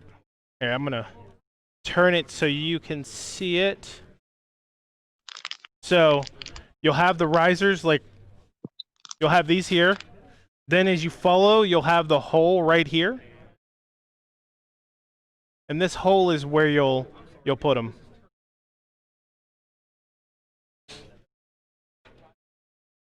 So I'll set this down. I'll install my risers. These do need to be flush. Mine definitely required a little bit of strength. I ended up having to use pliers on mine, or if you have a driver, like a little riser driver, you can definitely use that. If none of that seems to work for you, I do have another alternative. Go on the back side. Risers go. There's 3 holes here. 1, 2, 3.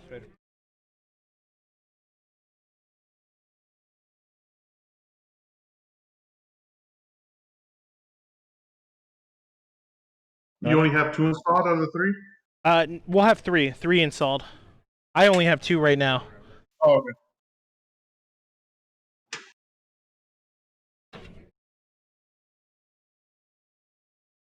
But again, these definitely need to be flat.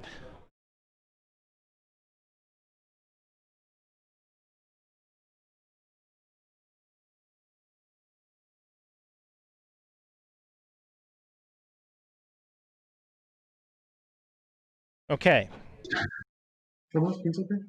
Now, looking at our bags that we had from our motherboard, there should be a silver plate. This is called our I/O shield. This protects, electromagnetic radiation coming out from our motherboard, from our processor, from our system, from coming out and disrupting radio waves.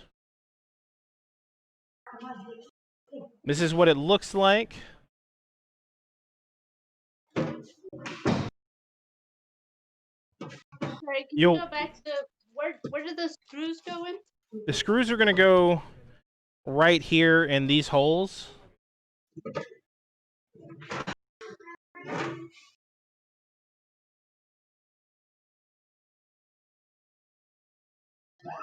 So I have risers in mine already, Jobo, excuse me. Don't put it in that hole. That's a fake hole. Ignore that hole.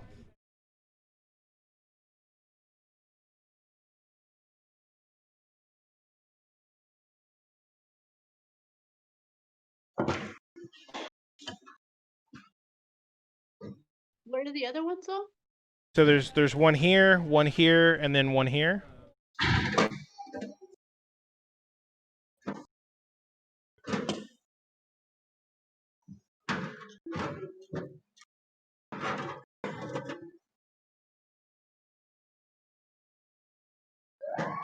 Yeah, so you have the 2, the outside row.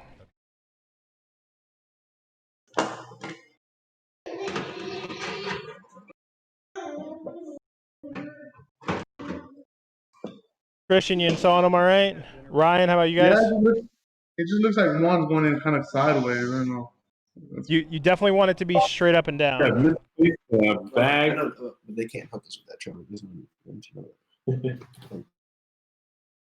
Are you looking for the bag in that came with the case?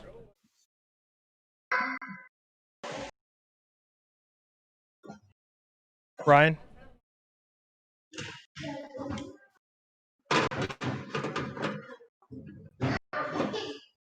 It's not cross-threaded. It just seems like the case is a little bit crooked right here.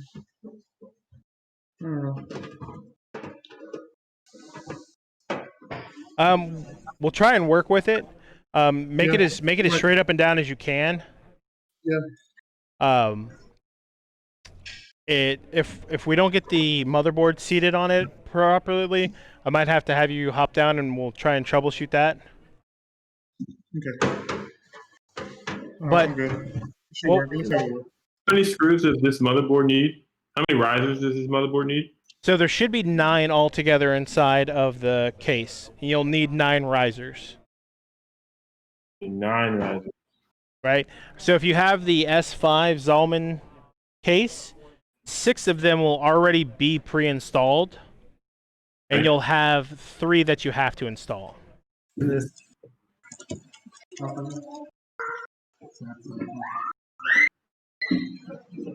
you one more time show where those 3 holes are for the installment? Yeah, I can definitely show you one more time where those holes are.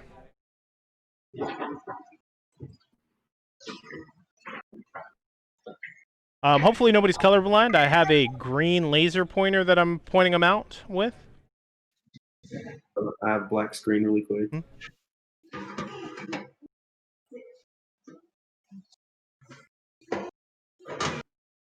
So they'll be going like right here. I have mine installed already. There'll be one right there, and there'll be one right over here. The camera just switched. So one here, one there, and then one there. I see. And you should have 6 that are already installed throughout the case.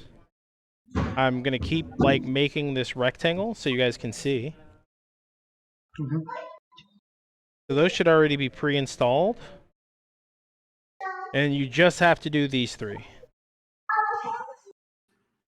Yeah. Okay, that's the same perspective. Is that good? Everybody see what I'm good there? For those that have those installed, we're gonna go ahead and install the I/O shield.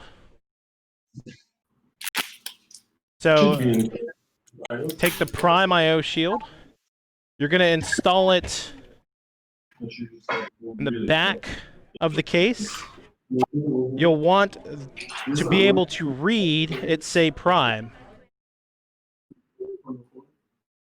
You cool it's not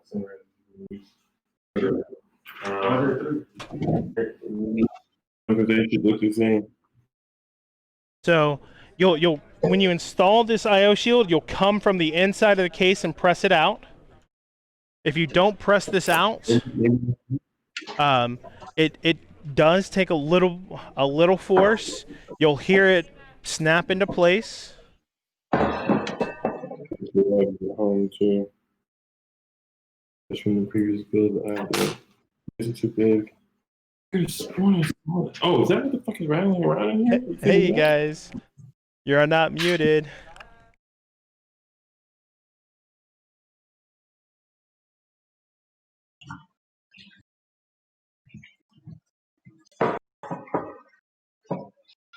Okay, so while we have this face, make this face up towards you. What we're going to do is we're now going to unscrew this piece right here. There's a screw right here.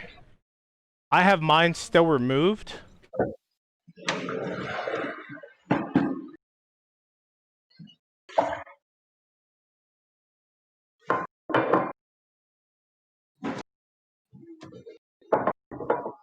And so this just kind of pops out once you have that screw removed.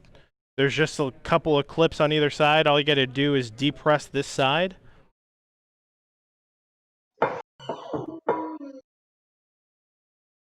And just depress that, and it pops out. Pretty easy.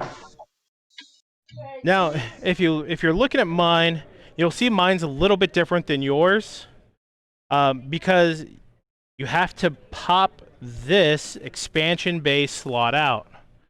Yours is not in there, or yours should be in there. Mine isn't. So to pop it out, take your thumb and you're going to press at the top of it. So the top being towards the IO shield, and you're just going to push down, like push it into the case.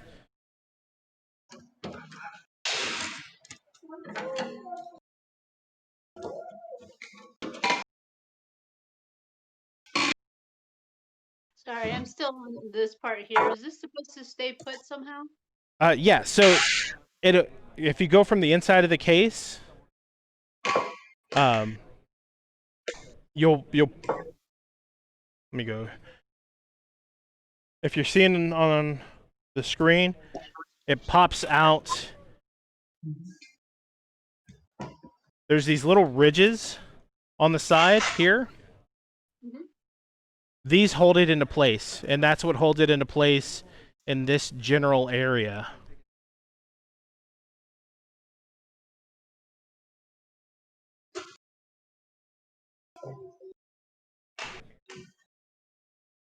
And so it does take a little bit of finesse, a little bit of finagling to make sure it pops and all the little divots catch on the outside.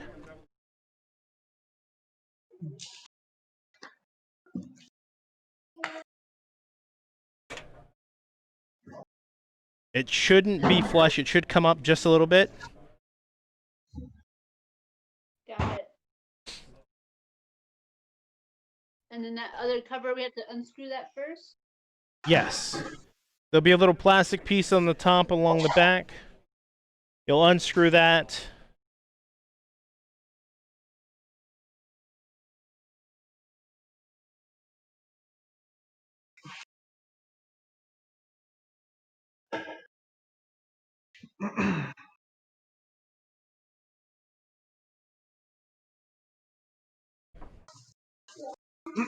When you press in that back piece, is it supposed to just fold in, or does it like break off? Or What it'll though, there's two little metal hinges, like I'll call them welds, lack of a better word for you, that are right here. When you press in, it will just fold in here. Okay. But you just keep working it until it comes off. You know, back in the day when you had paper clips and you just kept bending them, and then it finally snapped. Yeah. That's the principle that you're doing here. Is you're just you're heating up these welds by bending it back and forth, and eventually they just pop off. Okay. Making sure I didn't break it on accident. No, you're breaking it on purpose. So like if you see mine, I mean, honestly, like I straightened mine up a little bit, but like at one point mine was like bent like this because I was trying to get it off. And like that's okay. Like you're not going to use this ever again. And so it sits here and you're just like pressure, and then it like folds off there, and then you just work it, heats up, and then it's done skis.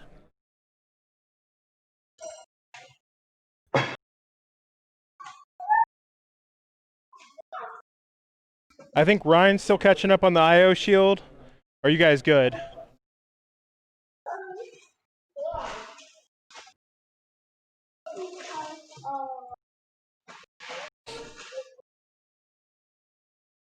Ryan, are you guys good?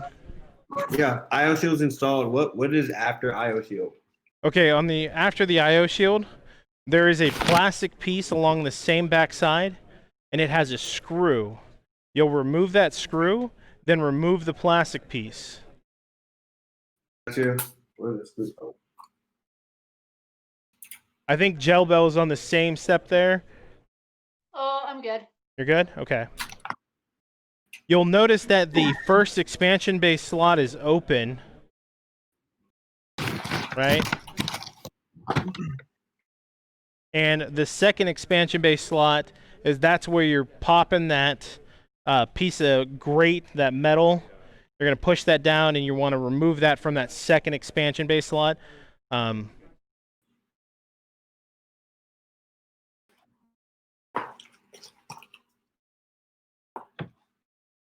Is that, Ryan, are you guys good on that? We popped it out. Yeah, I think your camera, your video froze, so it just looks like you're standing there. That's why I was like, I don't know what they're at.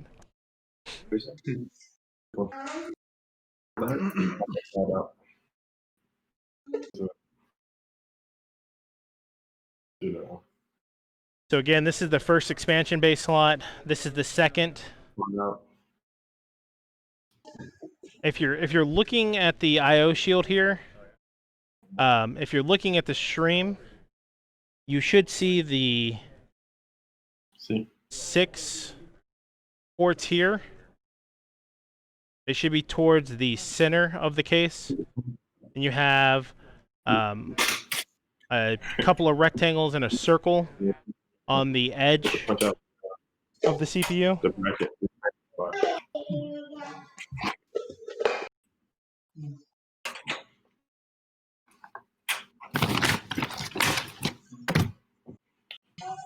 It's out. I can't pull it out. Ask me if I have to punch out.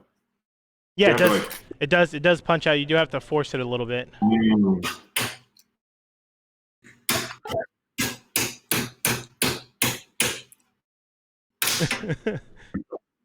There we go. Sounds like you got it. Yeah, buddy. All right, cool. So we got you there. The IO shield, you do have that popped out. You should be able to see the little rivets on the outside, backside of the case. We're gonna lay the case back down. Now comes the fun part. We're gonna install the motherboard. So the reason typically you don't put the fan on and the chassis on the motherboard unless you can't reach the harness from the back side of the case here. Typically you save that for last. The reason I did it on this one is because it's actually more difficult to install the fan inside the case than it is outside. The problem, not the problem, but what that causes is now you have a lot of weight on your motherboard. So you're just going to have to be a little bit more diligent, a little bit more careful with it when you install it. Because when you install it and you start to put it in, you don't want to slide it around as much. You don't ever really want to slide it around, but you have the 9 risers and you have 9 holes on the motherboard. I'll zoom in and let me point these holes out. Before you do this, like, go ahead and make sure you watch. So you have a hole 1, 2, 3, 4, 5, 6 is hidden behind here where we have our wires. 7, 8, and 9. And those correspond with the 9 risers that we put in we have earlier. Okay. Now this is where it does get a little bit more difficult. I feel comfortable with this build. Most people will tell you not to, but like with this build, like you can use the CPU cooler and hold that by that to lift it up. Generally, you don't want to do that, but it's okay. I'm telling you, it's okay in this instance.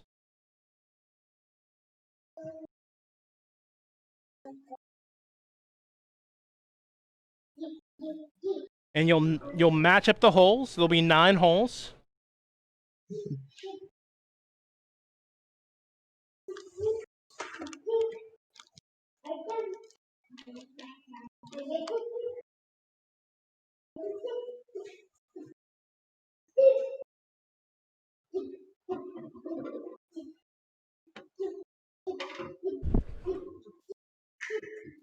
I promise I'm not leaving, y'all. I am just grabbing something that I need real quick, and I will be right back.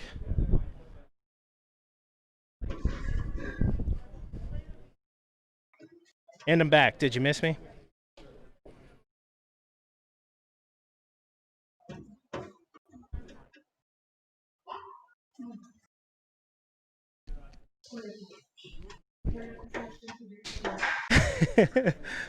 So I bought a new headset just to talk to y'all today, and I didn't have enough time to charge it all the way through, so I had to go get the external battery pack. My voice is cracking like I'm young again. I'm gonna get a little bit of water.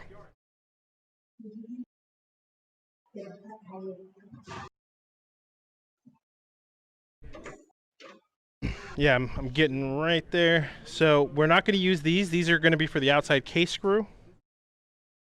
The screws that we're going to use look like they have a little washer on them. Okay. So these. Yes, exactly. If I can get there. That's the screw you're going to use to attach the motherboard.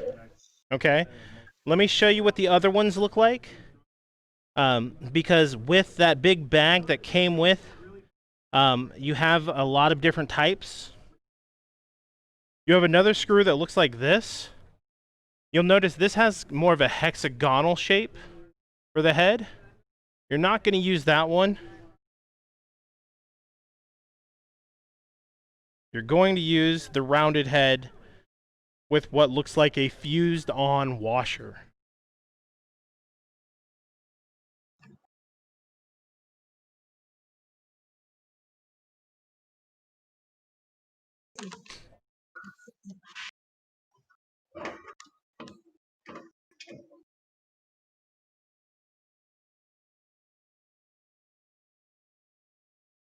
I'm having a little trouble lining up these holes. I don't know if anybody else is.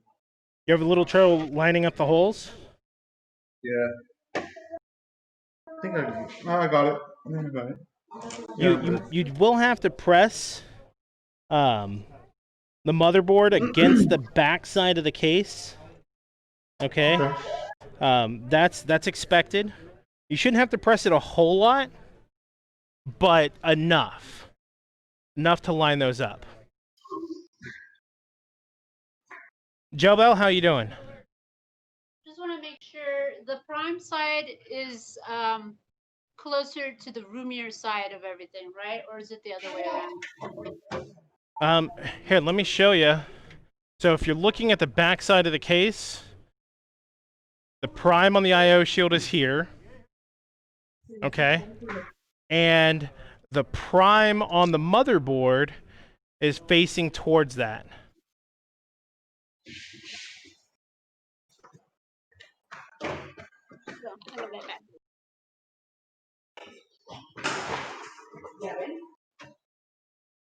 So you have the prime to prime. It's prime time. Somebody give me a rhyme.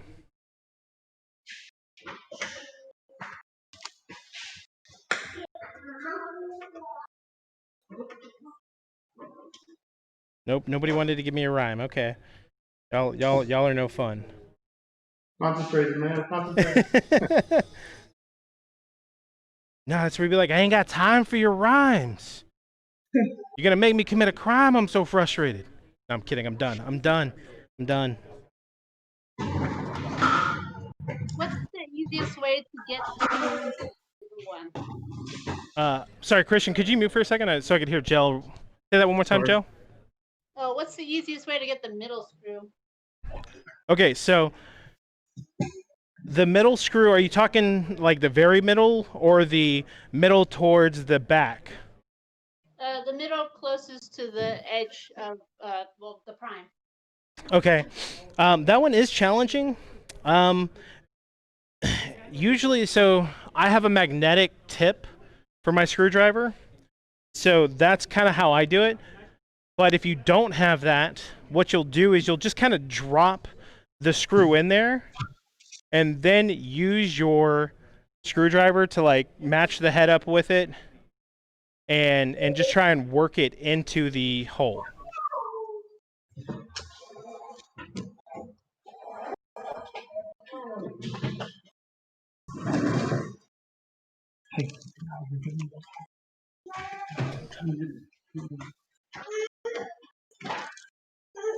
So like this one, this is probably one of the more difficult holes for me as well.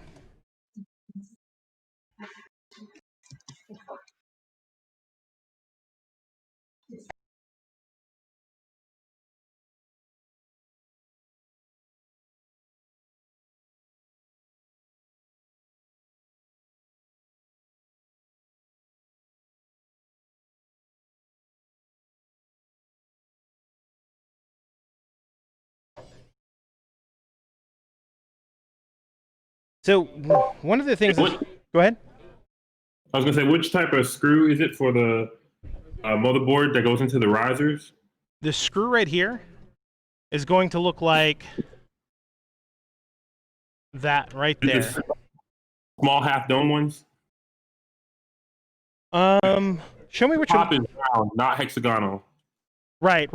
Yes. That's right. But it should look like it has like a built-in washer all around it. Oh. Oh, yeah, okay. I know which one you're talking about now. You see it? All right, great. There's one that has round, and there's one that looks like it has a built-in washer. The one with the built-in washer is the one. Got it. Yep. This one? Yep. The difference. That's crazy. It works. Thank you. Oh, you guys are welcome, man. Oops, sorry about that.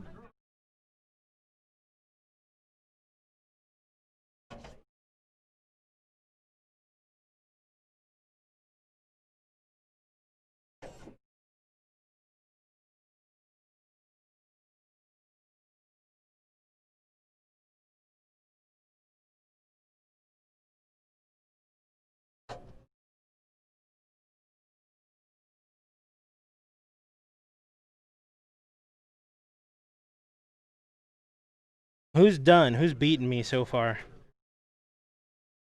Because I'm still working on it. Yeah, I'm losing light, so I can't. Do you have can you use the flashlight from your phone? Does your phone have a flashlight? Yeah, but I have to turn the camera off. Say that again. I'd have to turn the camera off. Oh, okay. Well, if you need to do that to like be able to see, I'd much rather you be able to see. And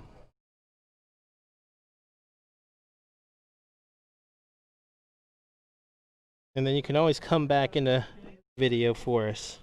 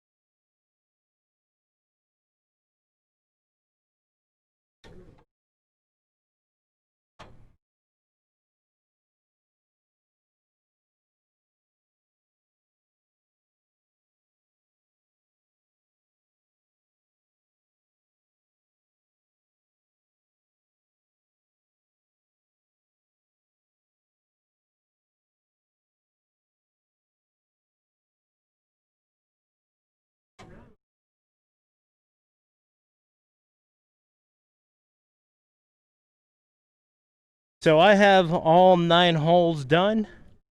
How about everybody else? Everybody else ahead of me? Am I the laggy one this time? Still going. Awesome.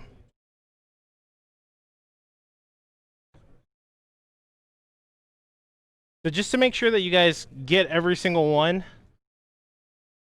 we have one right here. This is the one that Jail Bell was talking earlier that was kind of hard. That one is kind of a bugger. We have one down here as well. Going along the outside, we have another one. Straight above that one, we have one more by the fan. At the top, we have one by the fan as well. Then we have one at the corner, about halfway down. And then we have one at the corner again.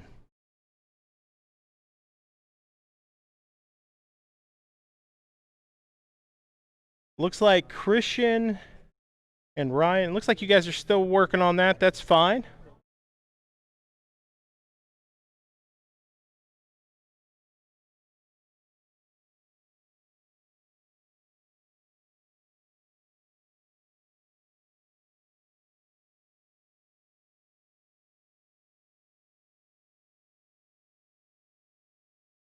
So while we're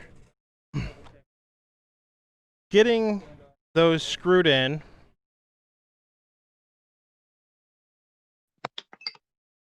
I'll go ahead and tell you what we're about to do next. We're about to install the power supply.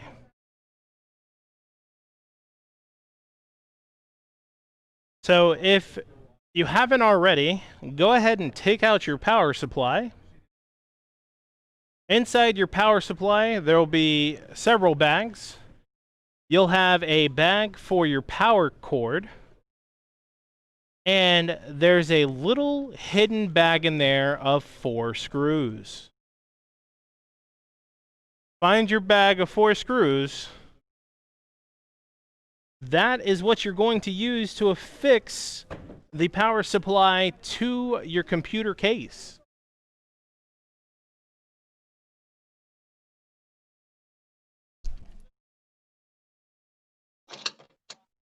Sorry, I had to wave my hair at y'all. Little bag of screws.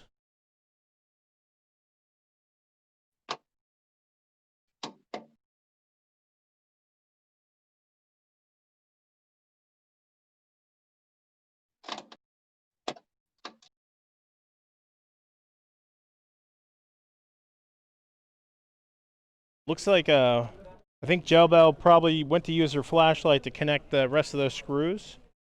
Yep. Great. Just want to make sure I didn't lose you.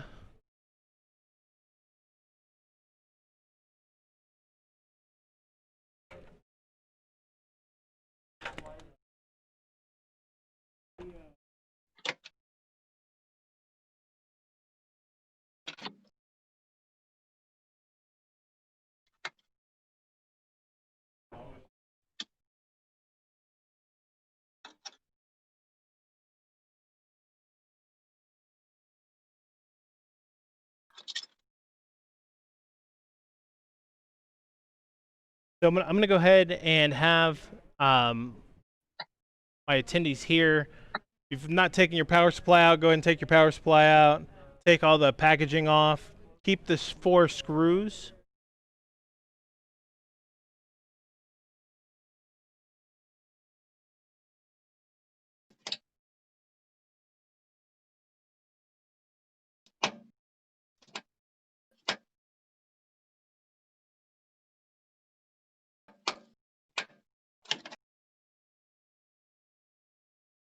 Yep.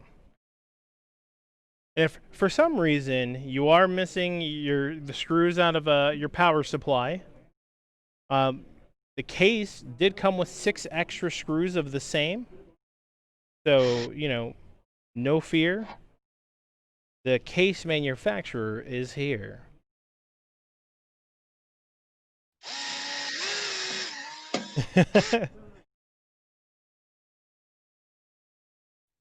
Make sure if you're using a drill, you don't have it set to the drill setting. You have it set to the 1 or 2 setting. What do the screws for the supply look like? Just to confirm. They have the hexagonal back. You remember Yeah. They're Phillips head with the hexagonal top. Yes, sir. Yeah. Yep. Yes, sir. Got it. Last screw.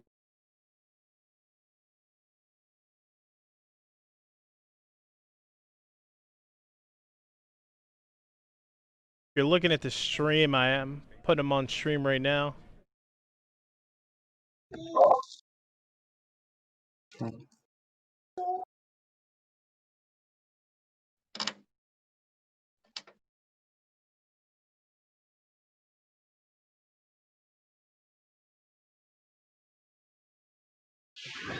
Okay.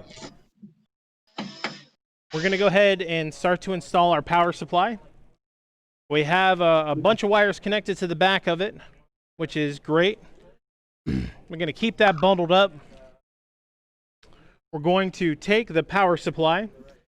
I want you to look at the back of the power supply, or the front of it if you would, the side that is not the wires, and look at the hole pattern. There's a bunch of holes that are around here, right? Ignore these holes. We're talking about these like drilled screw holes. You should count 4 of them. 2 of them are going to be on the bottom on one side. The other 2, one's going to be on the same side as one of the bottom screws. The other one is going to be offset and on the top. If you look at the back of your computer case, you will notice a configuration where you have holes on the bottom.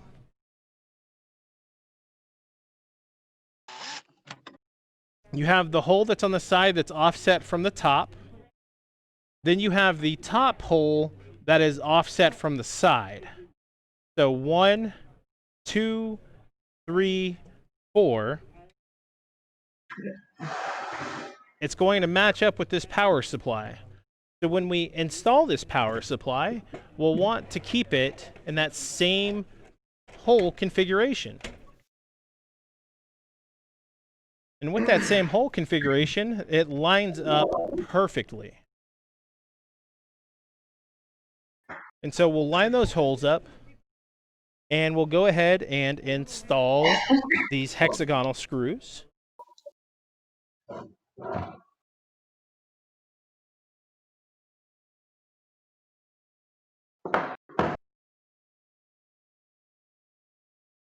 Might not line up great because there are some pads in here.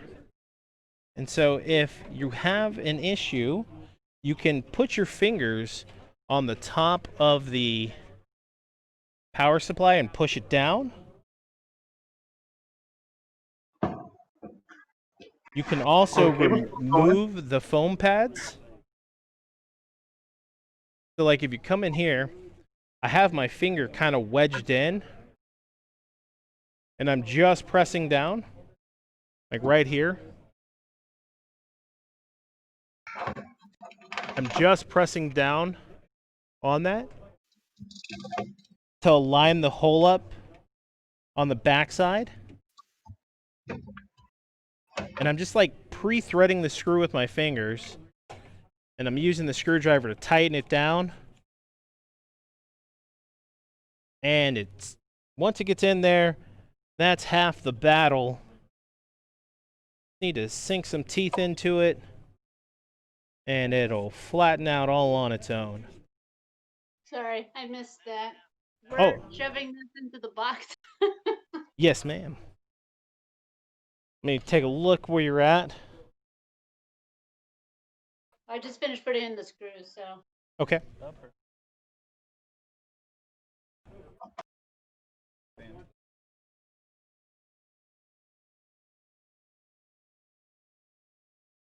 Wait.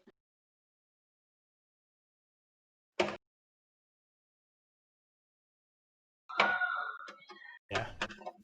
The fan is going to go to the bottom, because that's the only configuration that this will fit in, which is okay.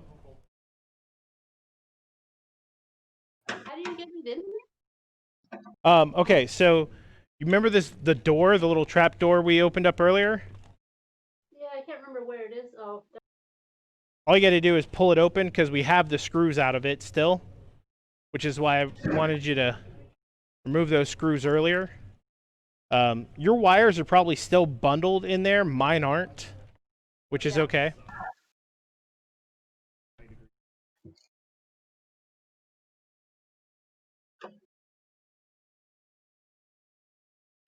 to install the fan, you probably want to sit the computer up like normal.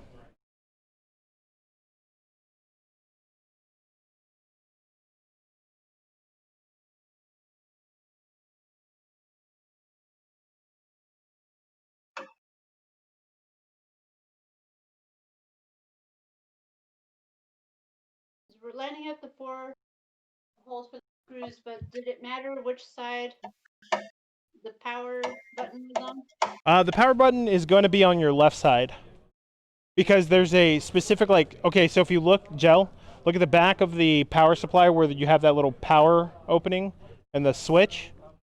Okay, so if you're looking at that, look at the screw holes in there, right? You have 2 on the bottom that are even with each other, and then you have the other 2 that are kind of offset. And those are going to match up. The one that's really offset, that's not on an edge, that's the one that you really want to pay attention to. That's what you're really trying to align that up with on the back of the case. So come back around here, and this is really what I'm talking about, is this hole right here. Where these screws are where the holes are.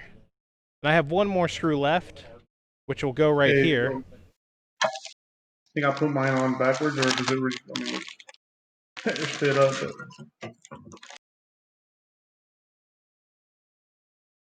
Do you have all 4 screws in? Yeah.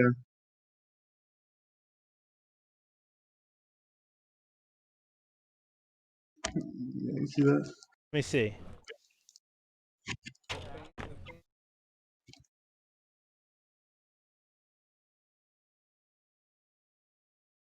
Let me double check this real quick.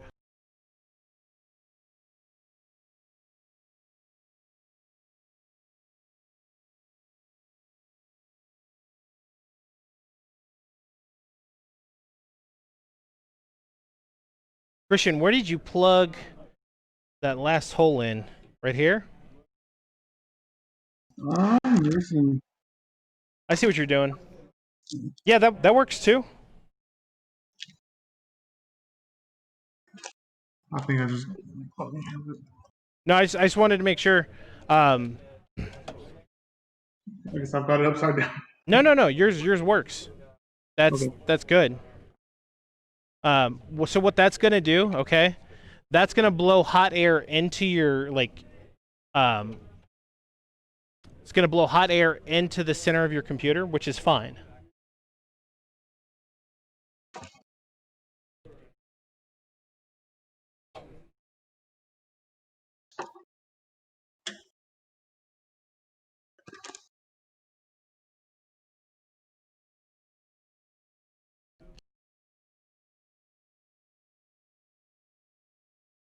Should these wires already be inside, or should they be kind of sticky?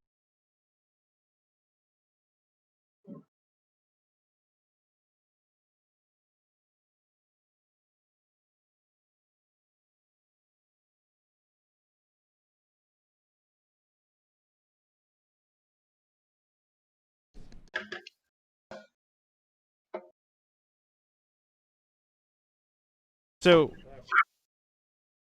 Christian, what I want you to look at, right? Yeah.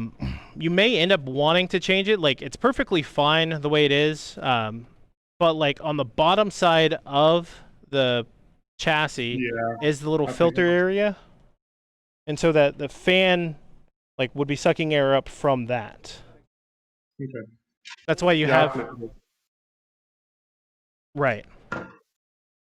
Yeah, I know what you're saying. It's got that little fan on top. Yep. And so that's how it's pulling air in to cool the power supply. Yeah. Okay.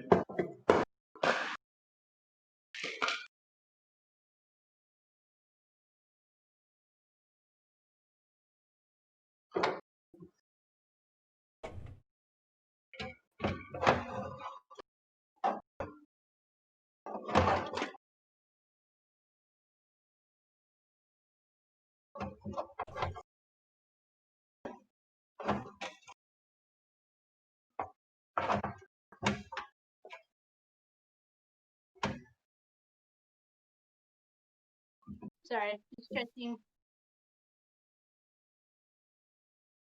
So I'll turn mine upside down so you can kind of see on this side.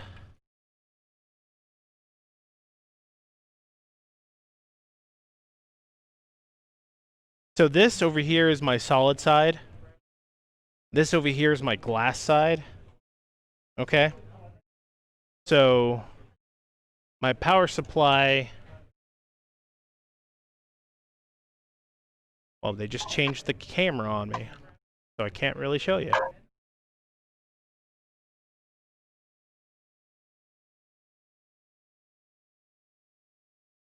So my power supply plug is here. My power switch is here. Right? This lines up with the expansion bay. This lines up with the I/O shield. Okay? And there's a little filter right here, a little screen filter that is having cold air sucked up into the power supply that gets pushed through it. Can you show the side with the wires? Sure. Take a look at that real Is that what you want? Yeah. Great. So here's the wires. Okay.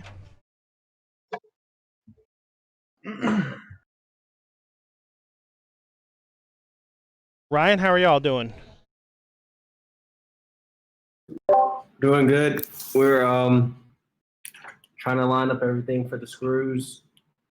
The power supply. Okay. Are they just kind of like a little bit offset? I think it's it's lined up. Okay, great. No, it's a little offset, yeah.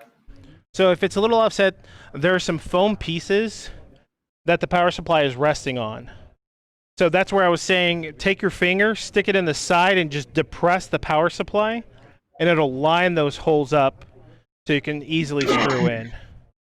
Push it down and line up. But yeah, like this. I got you.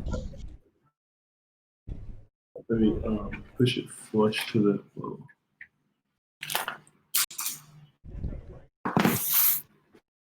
Joe Bell, how are you doing?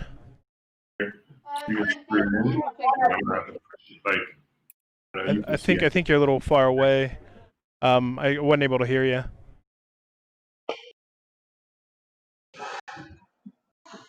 Christian, how are you doing? You got it switched around? Yeah, I got it switched around. Awesome.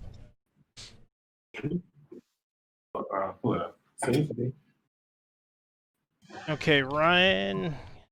Do you guys have another question? No, we're just trying to get the screws in right now. Cool. Go ahead and go on mute again for me if you don't mind.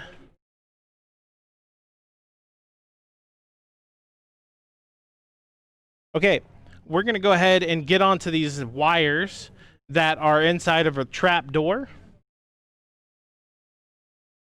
So what we'll end up doing, okay,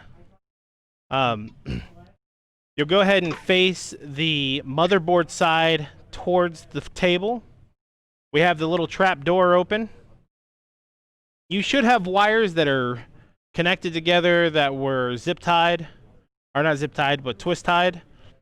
Go ahead and undo the twist tie, undo all of those cords, and let's go ahead and pull those out.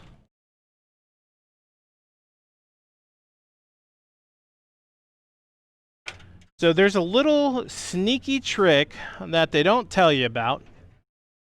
Inside your motherboard, there was a little plastic bag with a gray plastic piece with some metal prongs sticking out. This is another type of riser. That's exactly it.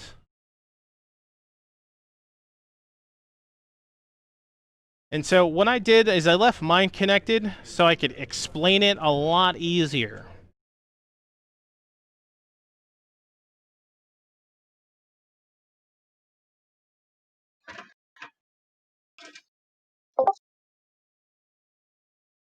How's it going? You guys good over there?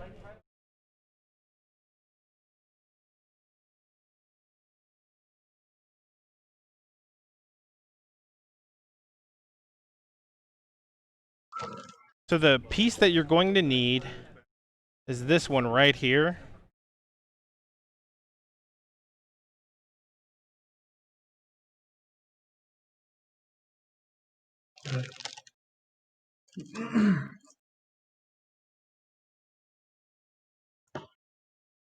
Disconnected, it looks just like this.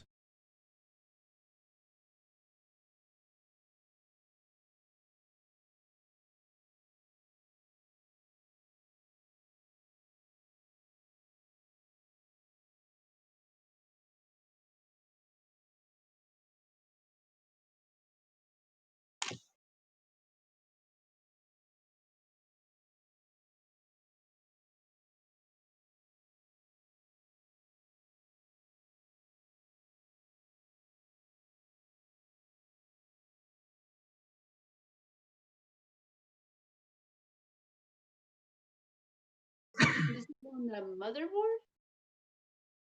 Say that again, Joe? Where did that come from? It came from the motherboard box. Oh, in the box, but not on it. Correct, correct. It came from the box, but not on it.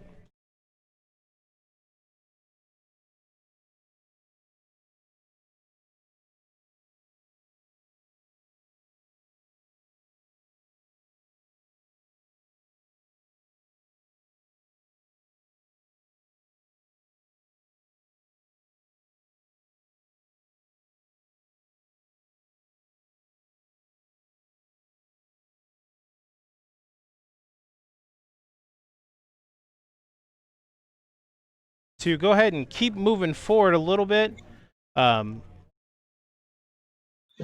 gonna separate. We have thick black cords, right? And we have thin black cords. I want you to separate those, okay? So we have these thicker black cords, the thinner black cords. We're gonna need to go overhead so we can see in here. Inside this trapdoor, there is this little opening right in here.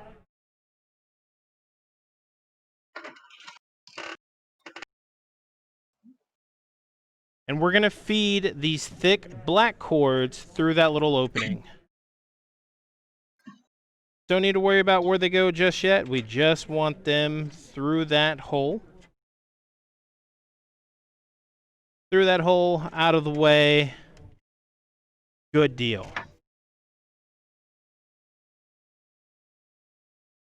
We're going to take the thin cords.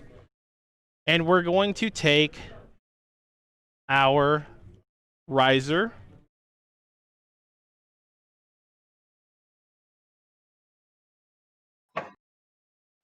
We are going to configure the power supplies for the lights, power button, hard disk drive lights with this riser.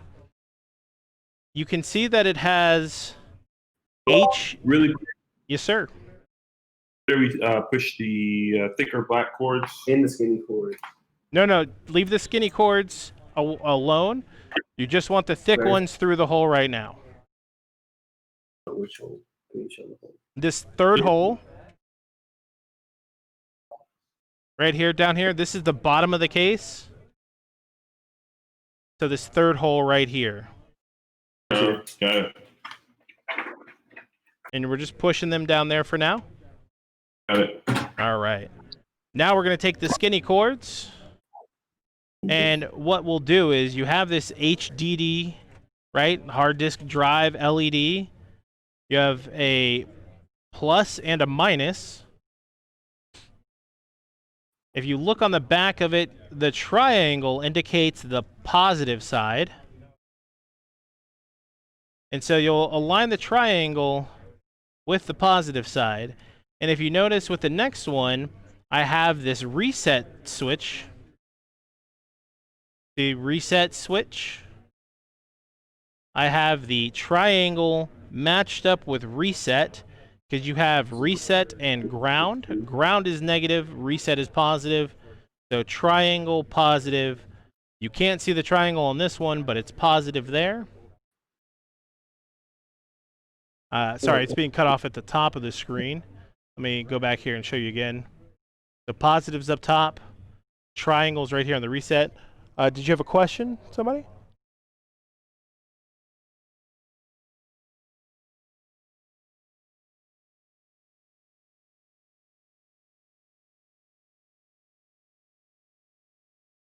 So again, this one was the reset switch. But in order to match the right polarities of the wires, right, we want the reset positive here. We just had to flip this one over. Now if I turn this one around, we have the same situation. Power LED is the PLED. And then we have the ground and power as well for this, which is also on this power switch. So we have the power switch, which is ground and power. We have the power LED, which, you know, like with like. So just like we had the reset, we had the triangle with the power, the reset with the triangle. And it literally, they should all be kind of like butt to butt, side by side, only filling up half of this.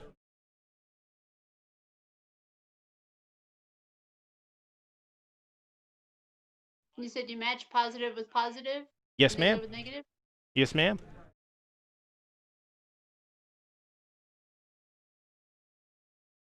And they're both face up so that you can see them? They're not both face up. So if you see this, right, this one is face down because the triangle corresponds to the positive. Remember, ground is negative, name is positive, so here it says reset, which, you know, this is the positive indicator. That's why we have the triangle with it. Maybe I can move this a little bit better so you can see a triangle. And the one that says power switch, that goes with the lettering out or lettering in. I don't see no triangle on mine. That's what I have. Okay. So the power switch is, so the triangle is very faint, but the lettering is not out. The lettering is in on mine. Okay. Oops. Yep, I just bent now.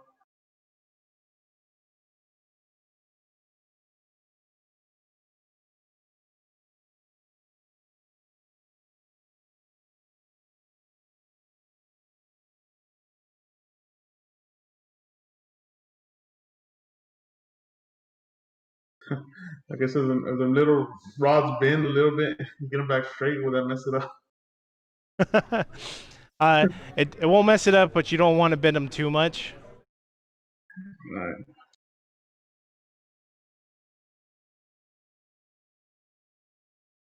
Okay, so once you have this put together, you're going to feed that through with the thick black cords.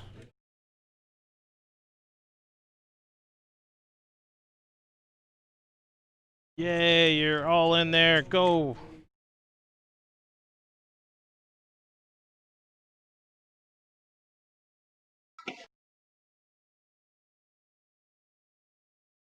Now we're putting an excess amount of cords through there.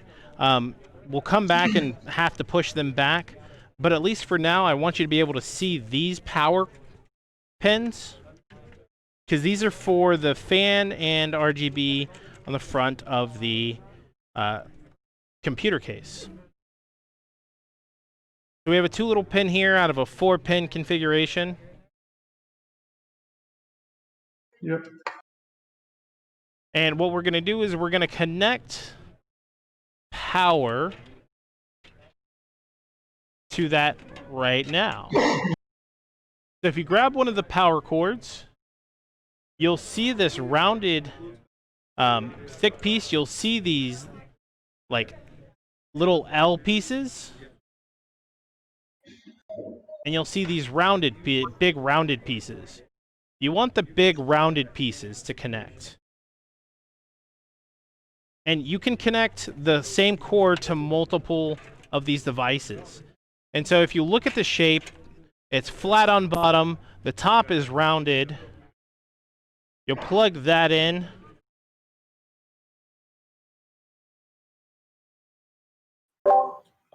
Really quick, for the wiring chip, harness really. Yeah. When it's for ground and reset and for power, the positive goes like for the reset switch, the positive goes to reset and the negative goes to ground. Correct. And for power, the positive goes to power and the negative goes to ground, correct? Correct. Look at that. Thank you. So you're saying it can be any connection that has a round top and Correct. flat bottom? Yep. So like this one cord has both of them. And I will use this one cord to connect both of these, right? So it's rounded here and it's flat here. Rounded, rounded, flat, flat. And I have this one cord that has been used to connect both of those.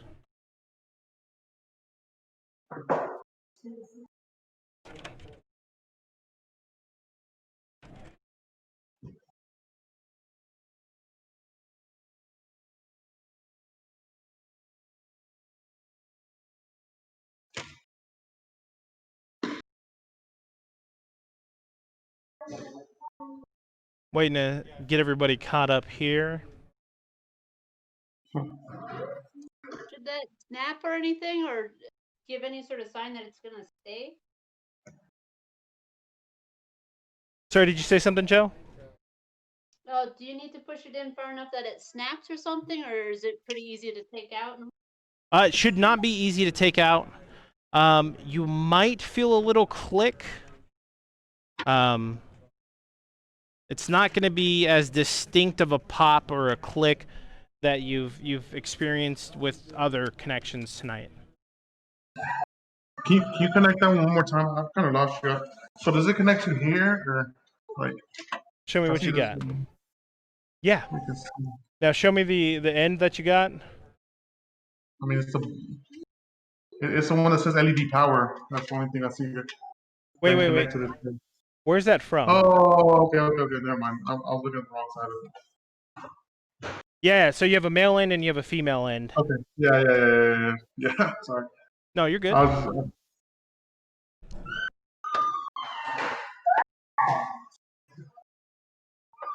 I'm just because I got the port and we're plugging into. I'm assuming this is what USB power for the front. That white this is LED power, but I have to add another cable to my power supply unit because I don't have any rounded tips that come with it already. Makes sense. I have extra cables.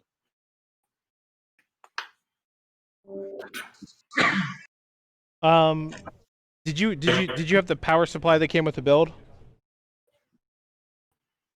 No, that wasn't. So our power supply is slightly different as well. Okay, all right, that makes sense. Basically has options for us to plug in cables. One of them is you have the modular power supply. I got you. Yes. Okay, so I'm gonna take like 30 seconds to explain this. So nobody else has to listen to me. With the modular power supply, you're gonna have like different pin configurations. One of the cords that you'll need, or show me the cords you have, because what you'll need is like a flat pin, like a flat side, 4 pins in a single row with a rounded top. Yeah, I mean, I got that. Okay. It's just on the of the modular power supply. There's like one dedicated for PCIe. There's another port dedicated for SATA. Plug that into the SATA. So if you plug that into SATA, you'll be good. Got it.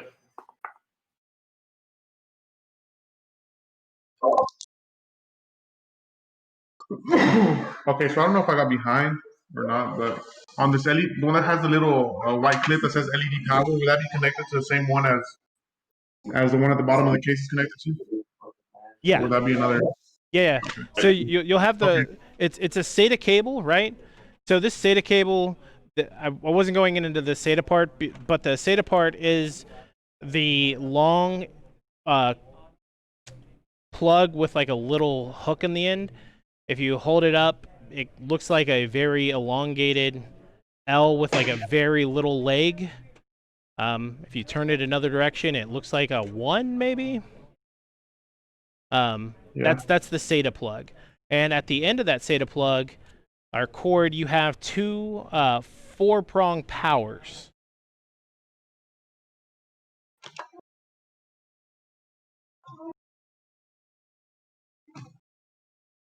Let me show you what they look like. So this is the same cord.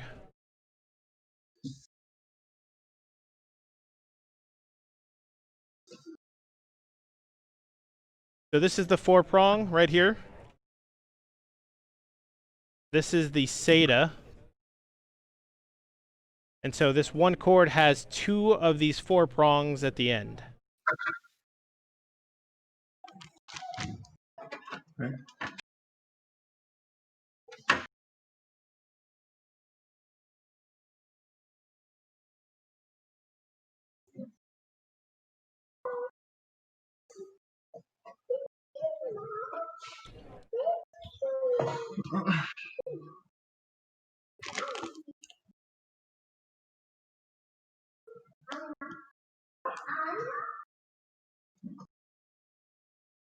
And so once those are plugged in, since we don't have a hard disk drive, I'm literally just putting these cords inside of the hard drive bay. And so that should be just about everything on this side. I'm going to have, go ahead.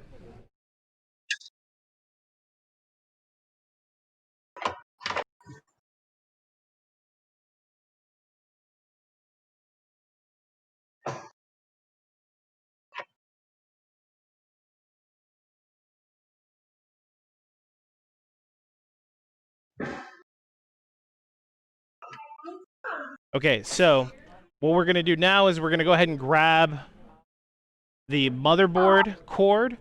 The motherboard cord will have a 20 plus and a 2P. Okay, excuse me, 4P. It'll say 20 plus, and then it'll have a 4P. We want this cord. There's another cord that will say CPU. All right. It's a yellow cord, and it'll say CPU at the top of it.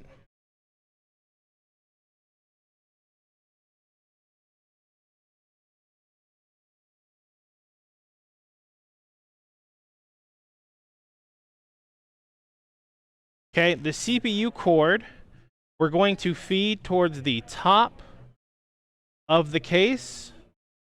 So the top right of the case, there's a hole. I want you to just gently put that cord in there.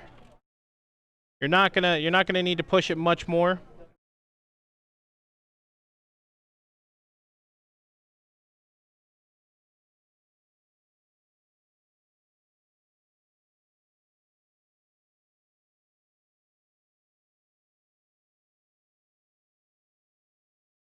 So the CPU goes to the top right hole.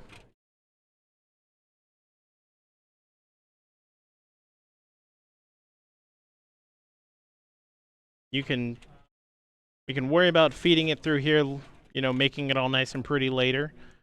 We're going to take the motherboard cord.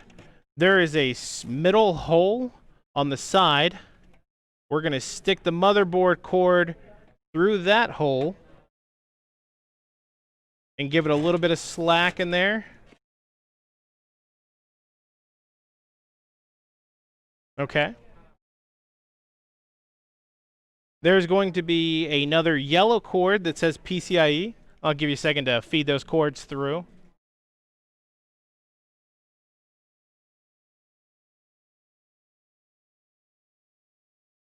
Yep, PCIe.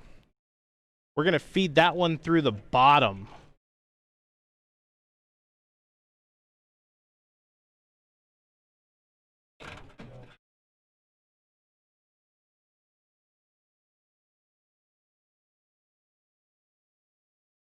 Hey, really quick, I had to take the modular power supply out to get that extra 4-pin connector.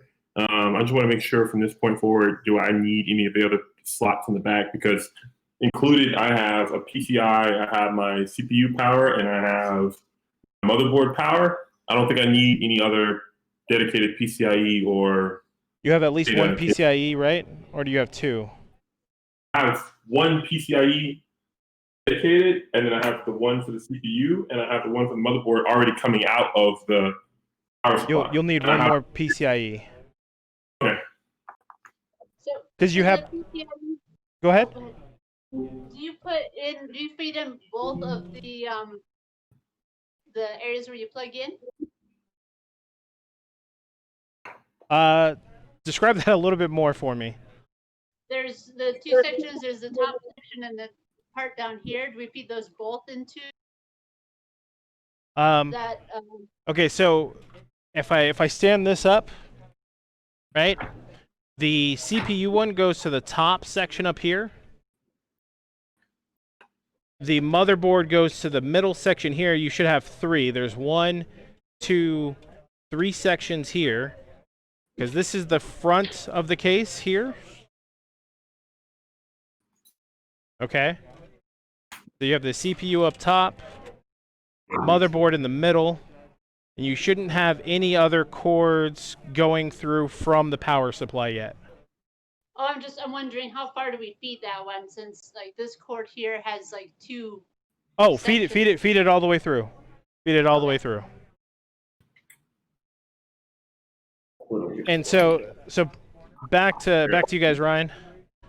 The one PCIe, is that the one that you have connected to your 4-prong? Connected to the LED power? That was the 4-pin? Or like horizontal? No, that was the one that was labeled like SATA, floppy disk drive, or hard drive. So that one's going to the 4-pin. That's the only one. The modular pieces were the only ones with the round connectors. The ones that are already attached don't have any round connectors. Okay, cool. So then all you need is the one PCIe. I have 2 PCIe now because I just plugged it in. Does that make Sorry. sense? Yeah, you only need the one PCIe. I'm sorry. The single PCIe? You just broke up what you just said. Could you repeat that? Yeah, you only need the single PCIe. We don't need 2 PCIe cables. Correct. Okay. So just CPU power, motherboard power, PCIe, and then the 4-pin. And then you said SATA cable as well, but I don't see anywhere to plug that in. Don't worry about the SATA cable. You just need that 4-pin. On our power supply, that 4-pin is connected to our SATA cables. Okay, gotcha. Okay. So for the rest of us, like we have the PCIe, we're gonna go ahead and feed this through the bottom of the case, right? I believe I've already done that. Okay. Just to keep things kind of a little bit manageable, we'll close the trap door for now. So that last PCIe goes to the bottom. Yes. You should have, right now, you should have 3 cords left. Yeah. Oh, those were supposed to be fed through already. That third hole. Sorry, I'm helping some of them here. What were you gonna say?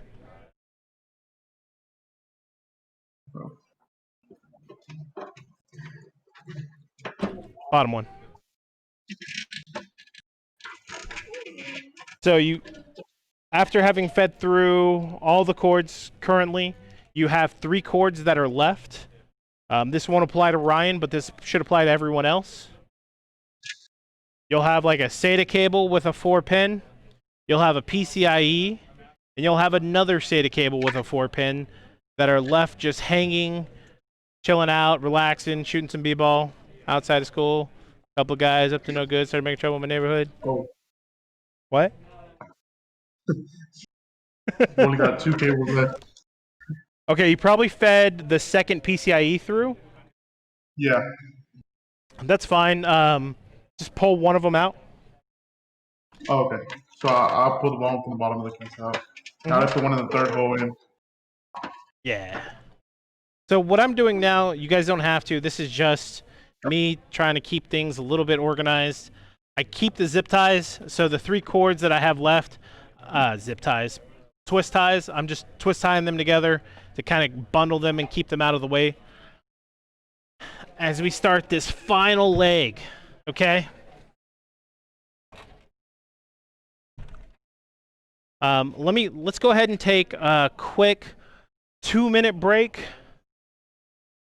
We're gonna take a 2-minute break. Make sure everybody's caught up. Let's go ahead and make it 5-minute break. Excuse me, 5-minute break. Make sure everybody's caught up, and then we will finish this up. All we have left to do is connect the power, install the GPU, plug it in, and hope we have a computer.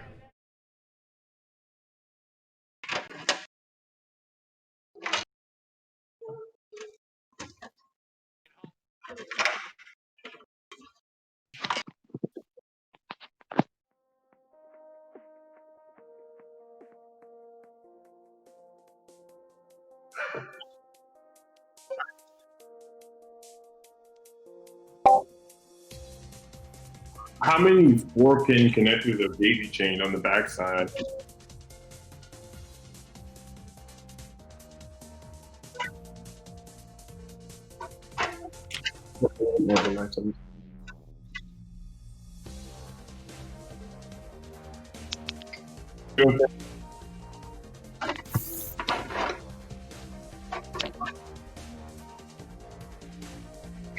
Oh, no, so yeah, yes, I did. Okay.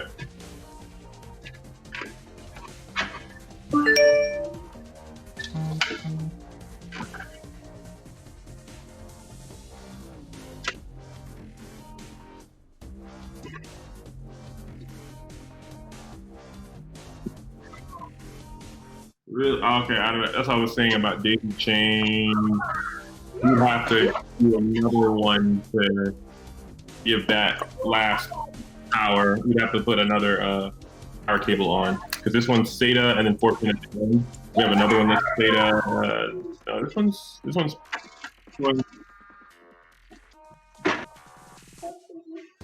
Oh, we got some 4-pins here. We can add. You know what I'm saying, so I would have to plug those in.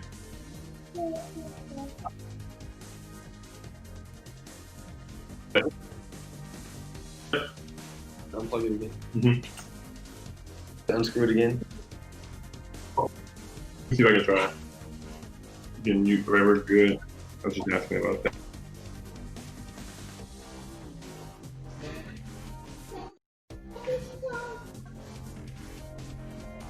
Oh, just eating some pizza real quick.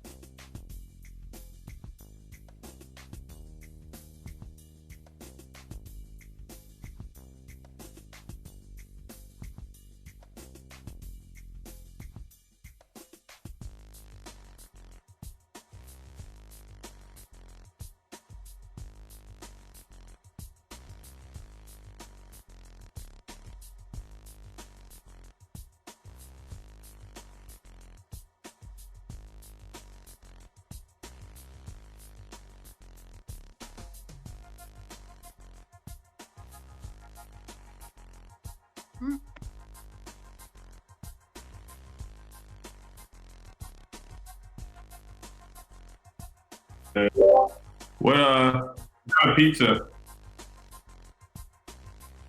Hey, pizza.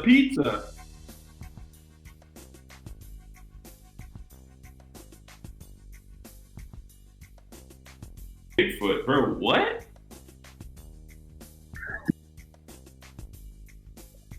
Where are you from? I've never heard of that. No, that's a regular extra pizza in New York, where my family's from. So I don't know what you're talking about. Love San Antonio. I will gladly come back there. What are you talking about? Don't threaten me with a good time.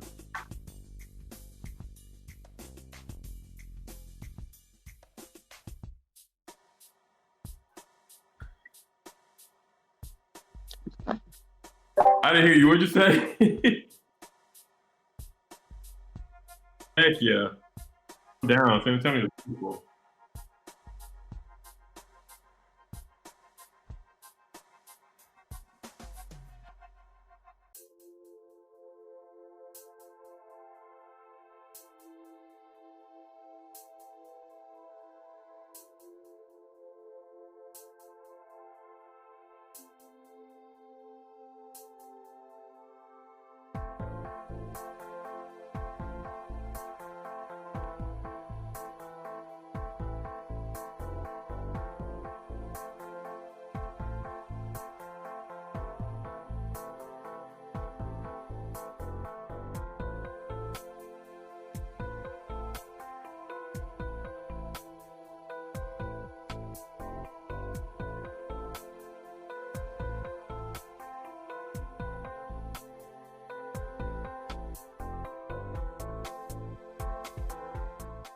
Welcome back. We are on our final leg for our computer build adventure. Yeah! What we're going to do, kind of already told the attendees, but for you wonderful Twitch folks watching at home, we're going to finish connecting the case to the motherboard. We're going to connect all of the power to the motherboard, install the GPU, and switch this bad boy on, install Windows, and then we're gaming. So let's start with the most difficult plugin of the night. Well, not of the night, of the final leg. So earlier I had you plug in the skinny black cords into this little riser. This is what we're going to plug in right inside here. And here's the thing is we have to match it up. This is going to be kind of hard to see.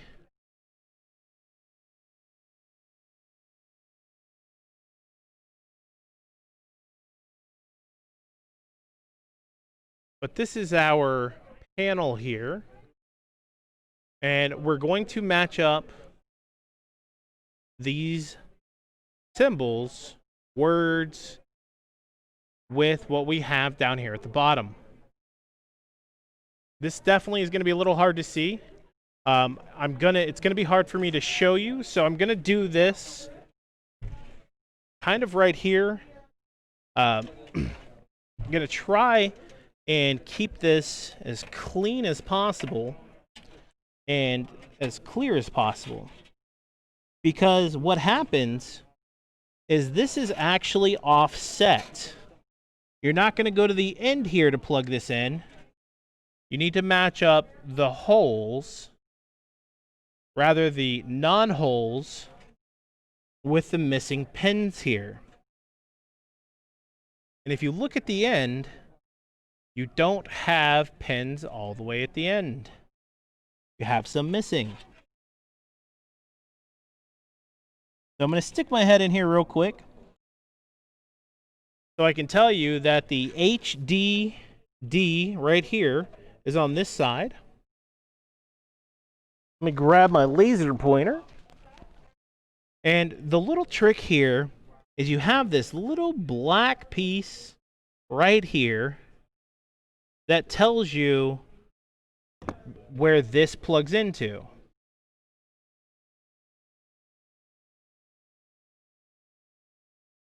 So we're just going to plug the edge of this black piece into the edge of this black piece. And if I've done this correctly, I believe I have, you'll have no overlap of those plastic pieces.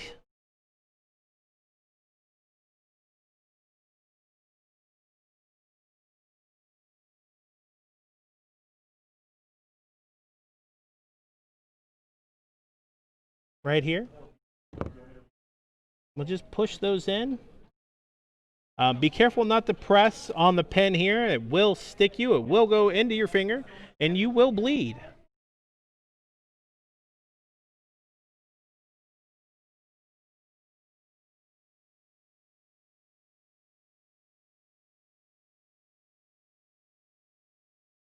The next thing we're going to do is we have this HD audio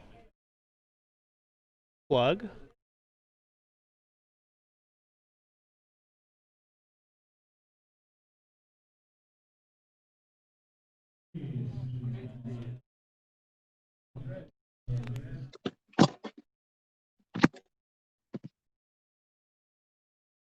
And down here in the bottom left corner is a plug that says HD audio.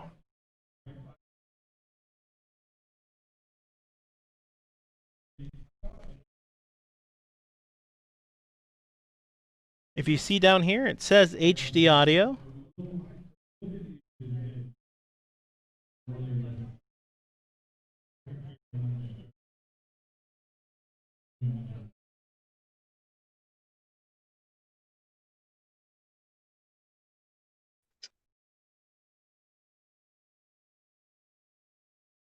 The plug says HD audio on it. And the board, let me look at this real quick. I can tell you,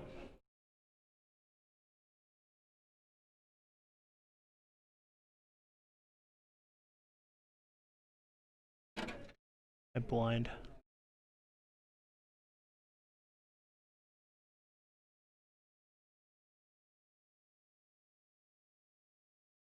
I apologize. This one doesn't say HD audio.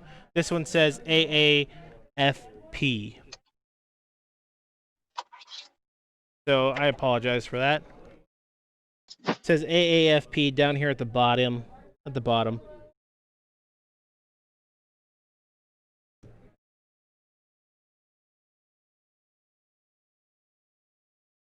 You notice there's a little solid piece here. That's a key spot, which aligns directly with the spot here. We slide in, and it's perfect.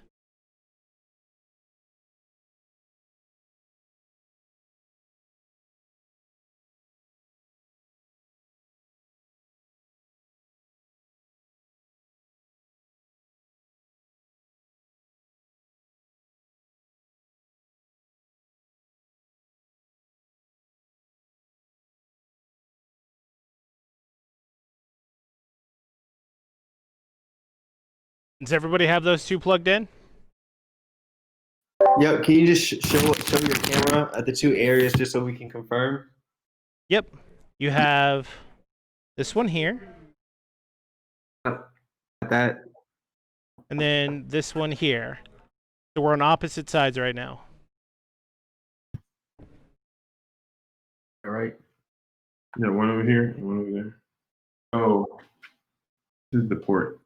It's at the bottom for PCB. Give me 1 second. So this one says AAFP, but this is the HD audio port. That says AF. AAFP at the very bottom underneath. Yeah, I see. Joe Bell, how you doing?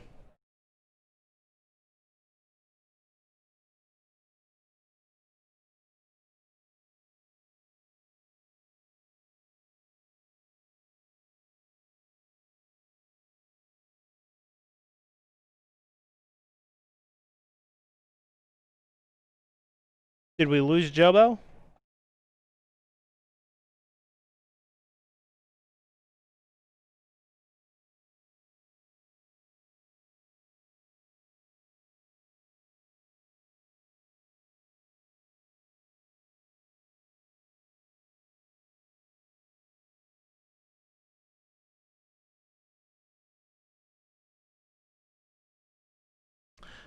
Sorry. Just wanting to make sure everybody's here.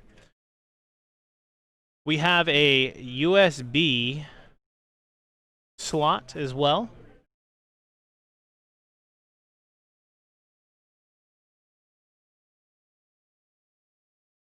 It actually doesn't matter.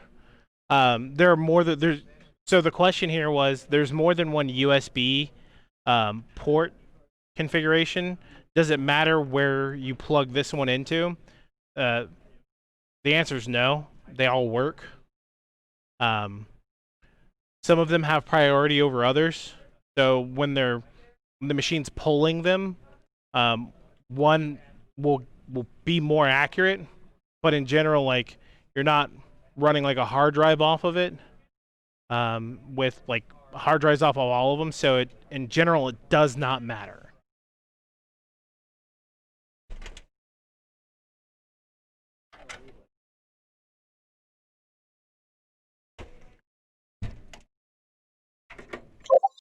So have we plugged in USB yet or not yet? I haven't, but you can. I'm going to right now. Okay. I plugged. So you said you can go. I plugged mine into the USB 1112, which is going to be right next to the USB 3 port.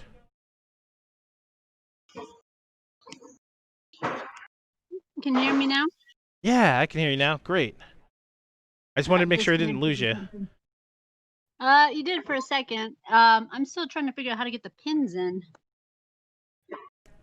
Okay, let me go ahead and have you drop to a support channel, and if we have extra support right now,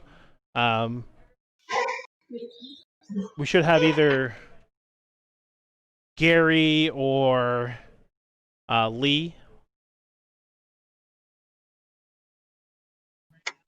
and they should be able to help you real quick.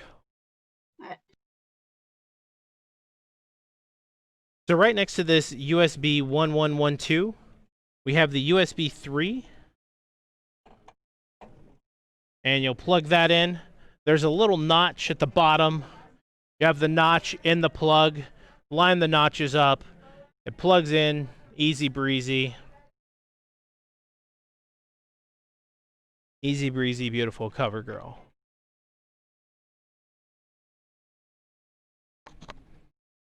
Okay, I did think one of them. All right, cool. Now we're gonna plug the big Mamma Jamma plug in. Yeah, what's going on? I don't see the USB label on motherboard. It's gonna be down at the very bottom. Yeah. It's super hard to see. It'll be down at the very, very bottom. Like, you remember how the AAFP was hard to see? Yeah, I don't see USB. I see like COM7. I see Let me see what he's talking about. USB, okay, 1112, but that looks like too small for my USB. Okay, so like, the USB, so you have USB 3, and then you have the regular USB. So your USB 3 has a blue. Let me unplug this one. Has a blue end. So right next to that USB, this literally says U31. Oh, yeah. G1_78. That's the USB 3. Oh, so I was looking for a USB underneath, and I was like, that's the only one that fits. Yeah, sorry about that. We used to have them labeled USB. It's got U3. No, I'm kidding. It does say U3, but that's not very intuitive.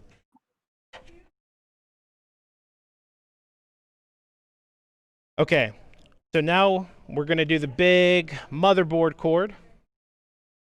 There's only one connection on the side that fits all of that.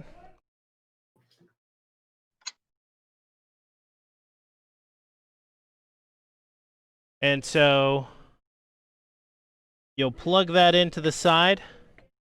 You'll have there'll be the 4-piece that comes up, right? You'll want to connect that to it.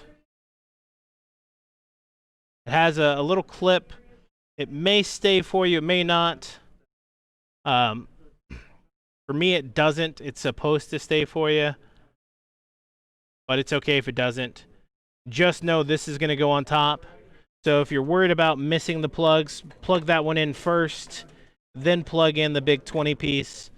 I find that a little difficult, so I always do the 20, then the 4-piece on top.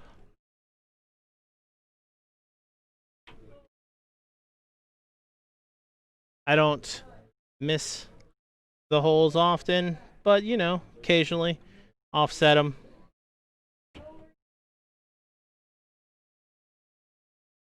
Bada bing, bada boom.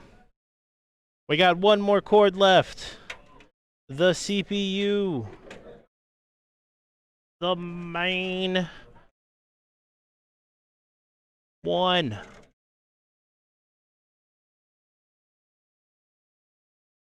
That's going to go at the top left.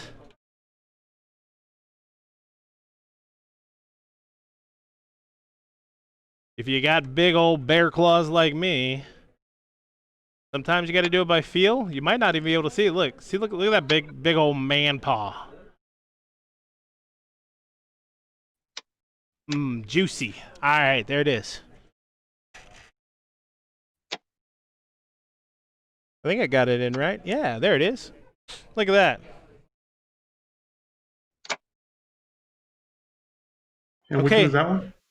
That's CPU? the CPU, yeah. Remember how we fed that one at the top right on the back side of the computer? What you probably have right there in your hand is the PCIe. Okay. Yeah. It's hiding, man. It is hiding. Mine actually fell out.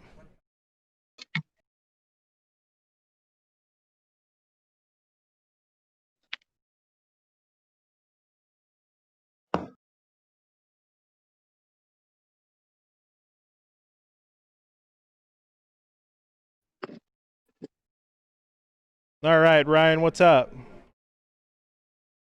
We're plugging in the CPU power now.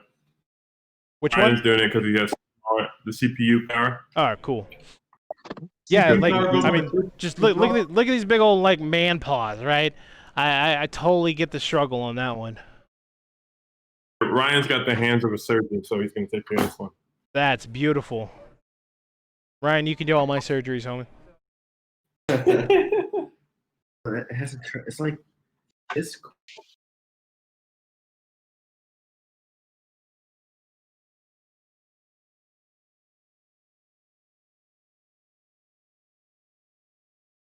Want to do it like this? I think I want to bring this one up.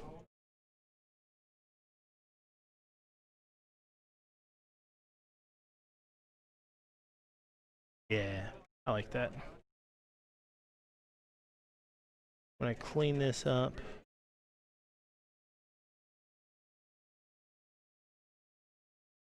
All right, cool. Sorry, I'm talking to myself. I'm pre-planning a little bit of wire management for later. Not something we'll be covering tonight, but it is something to be aware of. And it is something you should think about.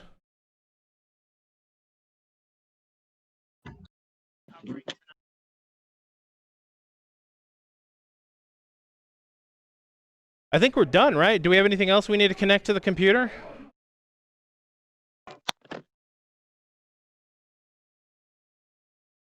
Nah, we don't need a PCI. Who needs graphics cards, man? You got this wonderful i5 9600K. Like, the graphics on this, you don't need a graphics card. No, I'm kidding.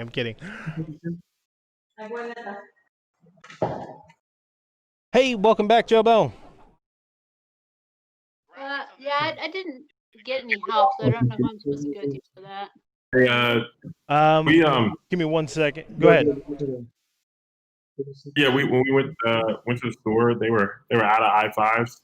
Okay. Yeah, getting an i7 instead for the same price. That's not bad. Had a sale at Micro Center for the same price as the i5. They were out of i5s and ended up getting an i7. I see you with that flex. I see you. I see you. Oh man, I had to get an i7. Oh, all right, all right.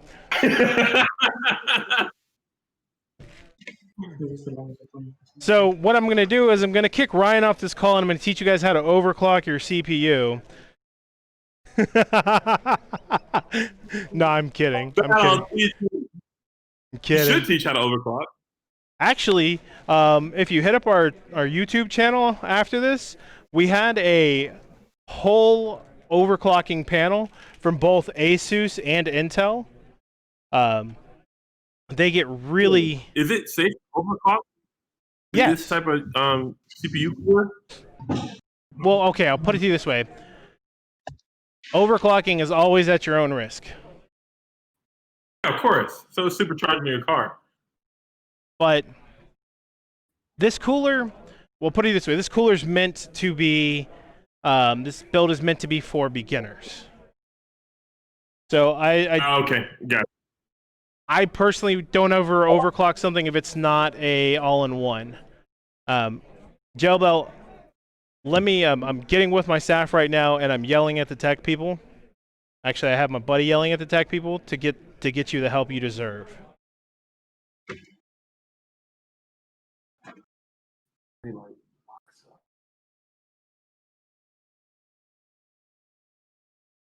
So the step we're on now is we're gonna go ahead and install the GPU.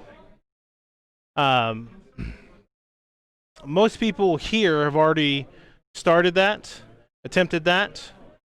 Go ahead and install it if you got an idea of what you're gonna do. Make sure you take the cover off the. Yeah, that's great.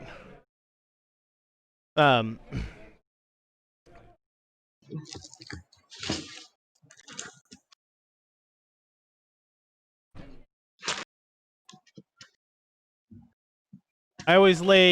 like to lay the computers down. I don't like to install things with them standing up. Unless I have to.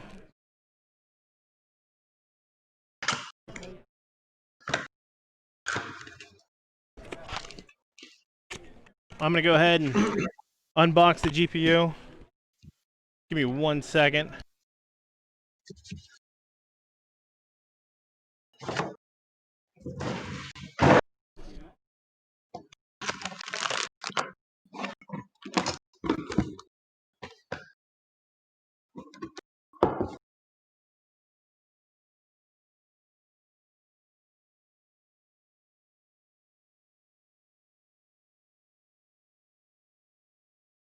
Sorry about that, Gel. Yeah. I'm yelling at them. I promise. I care about you.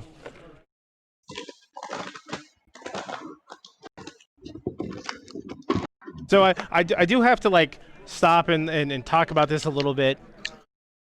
I loved opening up this Asus, the RTX GeForce 2060, the RTX 2060. It was very reminiscent of like, I won't mention cell phone companies, but it was very reminiscent of that. The unboxing experience was very desirable. It felt good.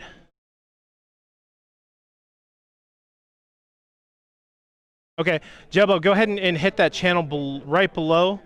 I have Lehigh in there. He's going to be helping you. Or is Gary in there? Gary's in there. He'll be helping you.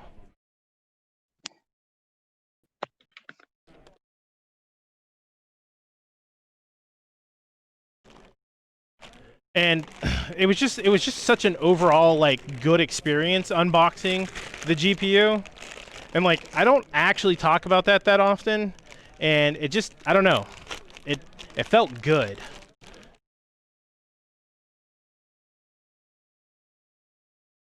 So one of the things to note about the GPU, there is a plastic piece that is covering the connections on the PCIe part. I have mine removed still, but the connection is right here. And then make sure to remove the plastic off the backside here. And when we install, we're going to go ahead and stand up.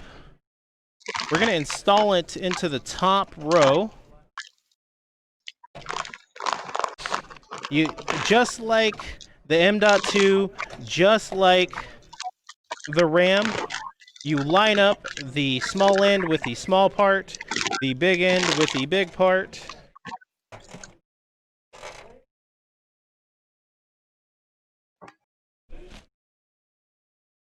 And you push it on down. You should get a click. There is a little clip.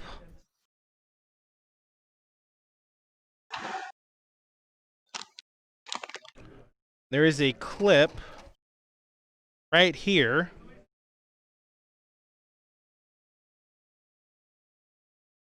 that you'll see snap. You'll hear it.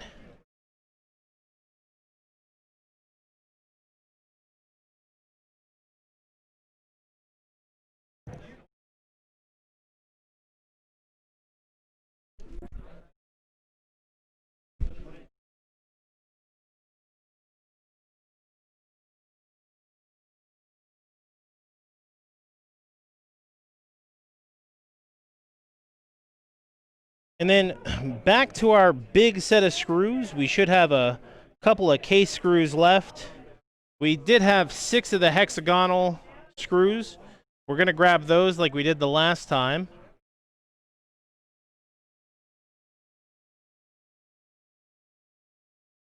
We'll just grab 2 of those. And we're going to use that to secure the GPU on the backside. Right here.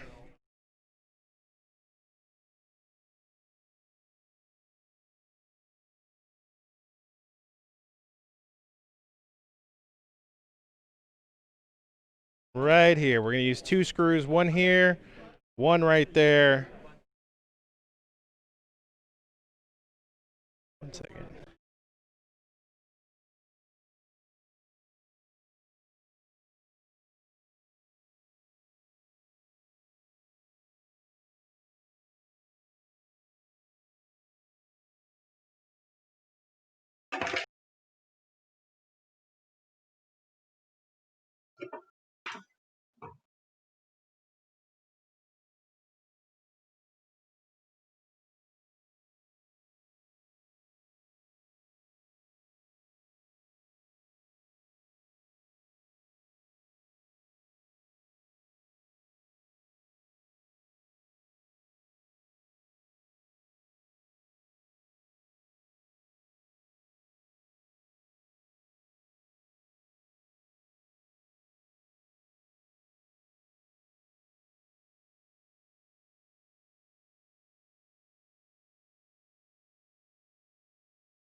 Sorry, we had a question here.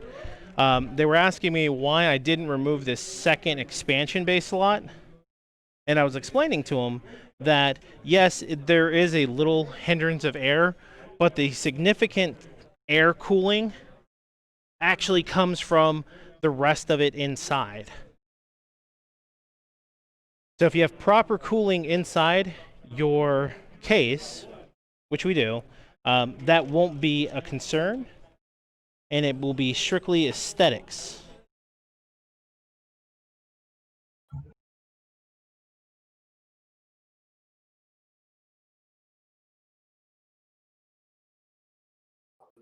Hey, what screw holds the graphics card in place again? That was the hexagon one. Got it.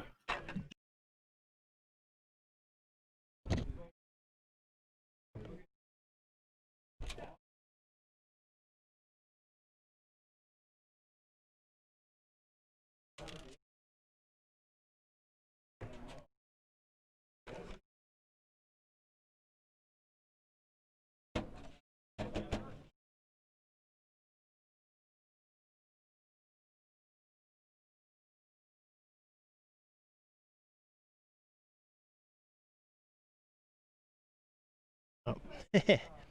My screw fell all the way through. Got the last screw to put in here for the GPU.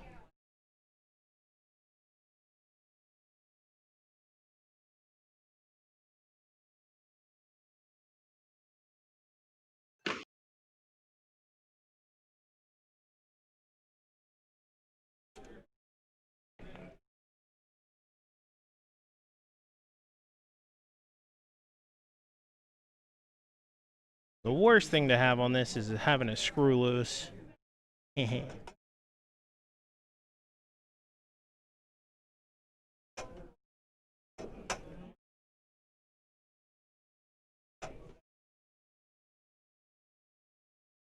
So the final step inside the case of any significance anyways is we're going to plug in the PCIe to the graphics card.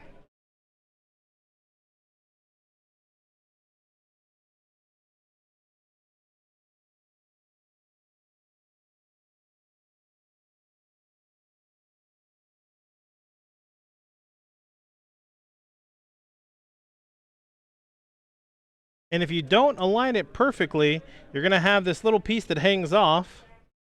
You don't want that. You want all of them to be together. So a block of 8, solid block of 8, goes in all at once.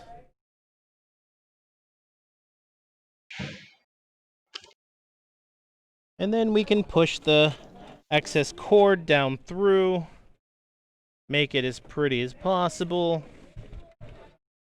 And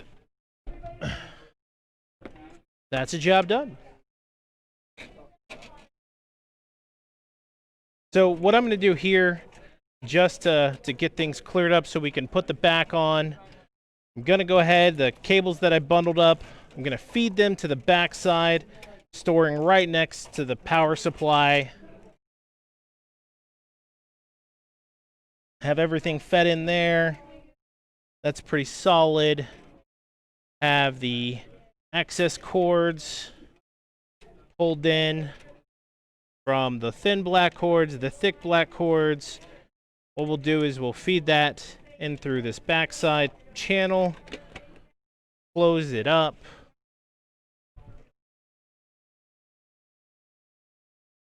We'll put the screws back on here.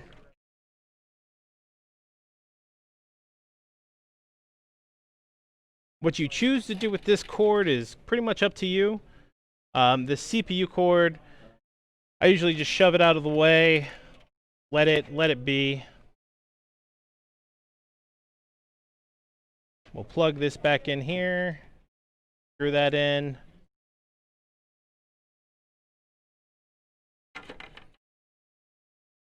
Got the back side of the case, or the solid side of the case. You'll want to make sure that it's flush on top and bottom. We have some case screws. We'll put that in. Great. Look at that beautiful PC build. Now the Fiesta de Resistance. We're going to take the plastic wrap off. Take the plastic wrap off.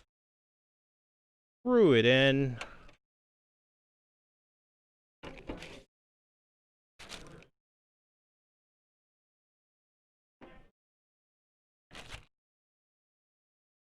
Drop a screw.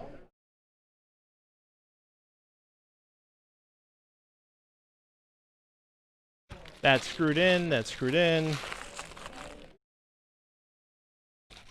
Now, typically, you don't normally screw all this in until you turn it on. I have high confidence, so I'm doing it, which probably means I will regret my decision later on. But for now, we're good.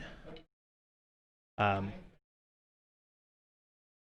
last little thing to install our plastic back that we took off earlier this evening. We'll go in here. An aesthetic thing for you to do at some other point. Inside of the CPU, or the chassis, excuse me, the computer case, they have this expansion base slot that you can fit in here. Probably is a lot easier to do this with the case open. Like I said, I told you I'm going to regret putting this in.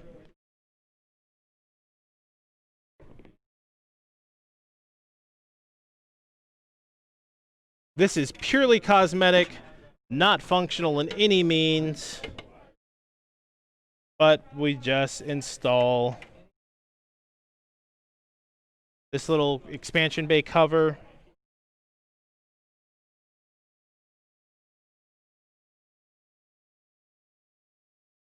Not a big deal one way or another, but since we got time, look at that, I caught it.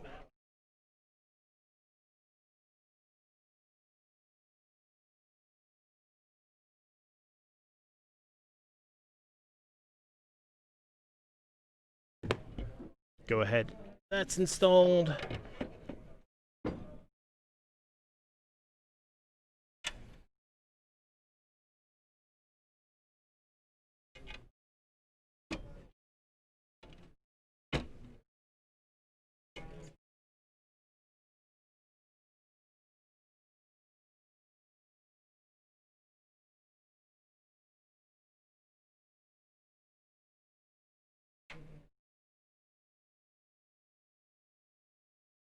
We are in the final countdown of this PC build at LAN All Night here at the Great Wolf Lodge Convention Center in Grapevine, Texas.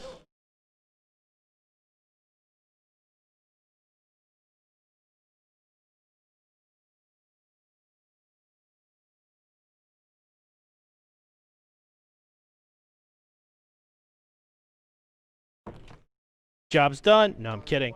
We got to go plug this in, make sure it turns on. Once it turns on, we'll connect it to a...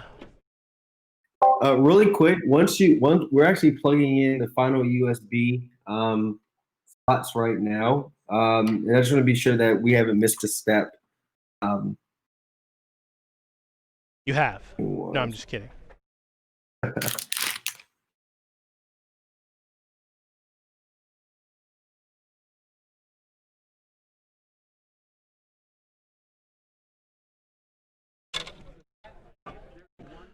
What do you,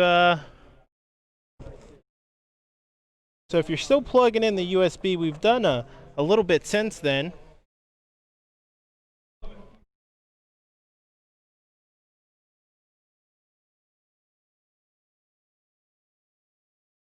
What are you thinking you missed?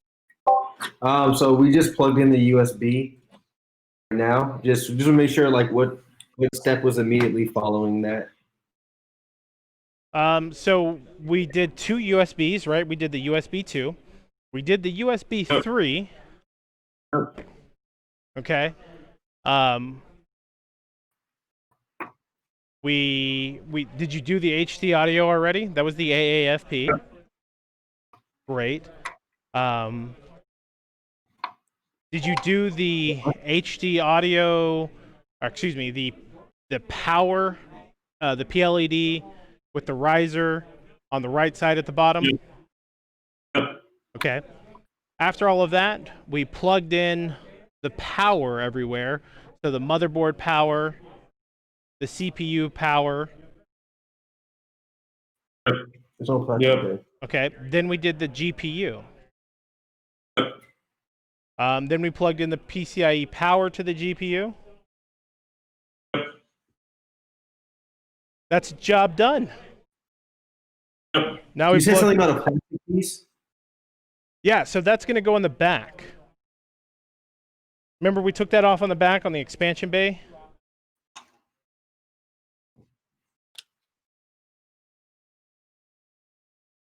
Yeah, I do. What was that on with? Screw. What kind of screw? Oh, I clicked some. Yep, there you go. We're good. Awesome. Okay, so there is a screw. It was one of the hexagonal screws. Okay, and so a part of that where you're at, there is a purely cosmetic piece. So you know at the top of that expansion bay, you have an open port that has nothing in it. Inside the CPU bag or the chassis bag, there was a cover, okay? And so you can use that cover and, you know, just making the back a little bit more aesthetically pleasing. Yep, we got that on. Awesome. And then I plugged it in to the power.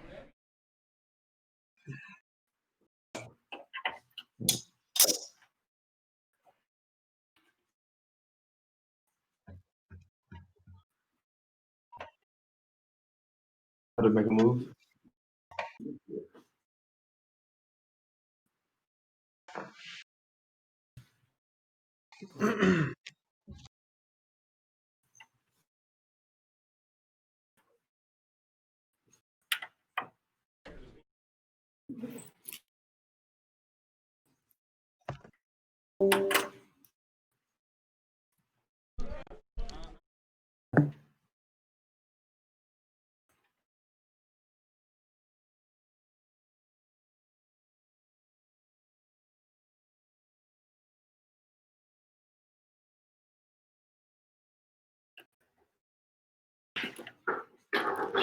Wait, what happened here? Why are you still trying to plug it in? I mean, no, I was trying to secure this plate before I put the other plate on top. It's being annoying. I think these screws are just.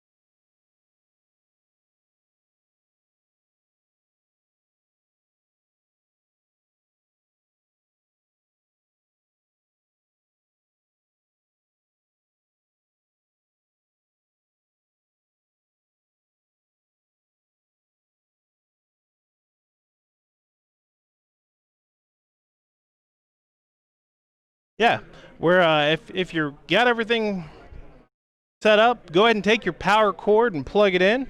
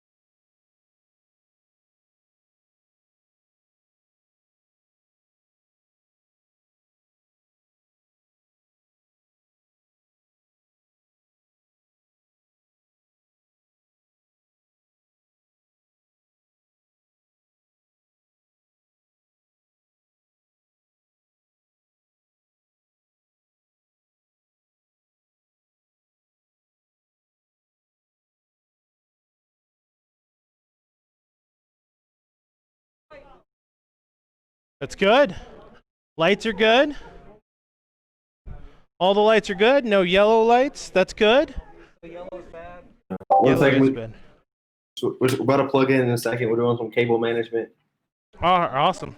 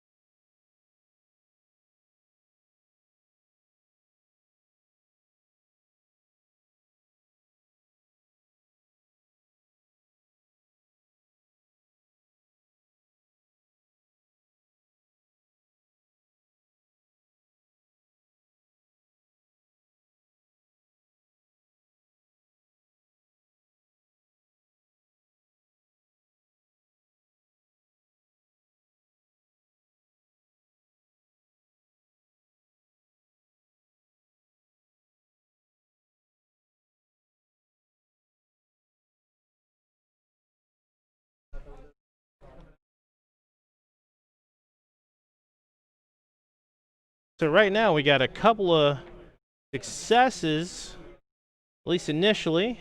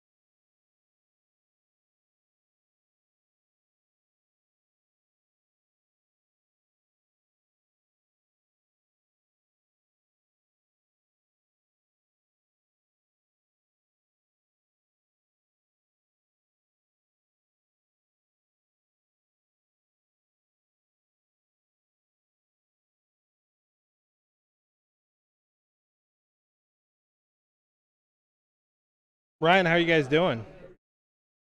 Still doing cable management? Yeah, we're getting the desktop set up. I mean the desk set up to get the monitor and stuff plugged up, so we can move the. Got the peripherals all set up. Yeah. Awesome, awesome, awesome. Great.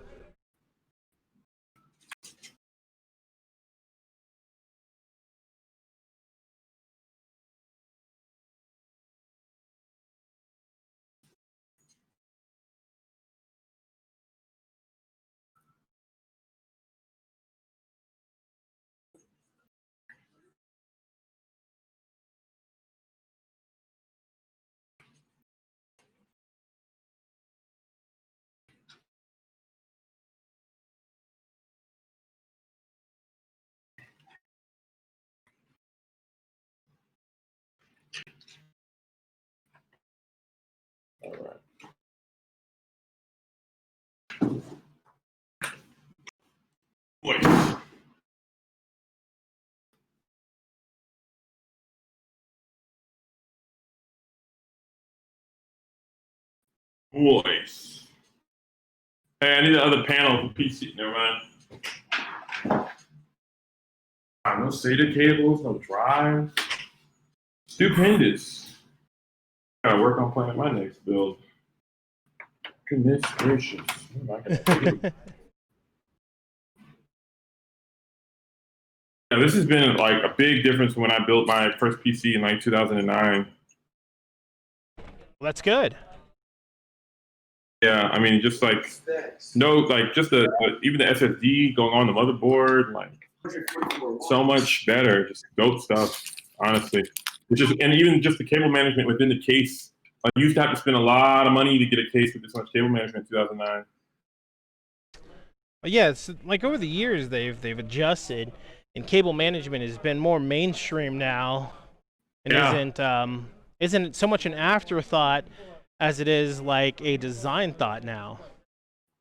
Right, you used to have to buy a case with good cable management, or like buy specific cable management, or I guess it would have been called enthusiast cases at the time.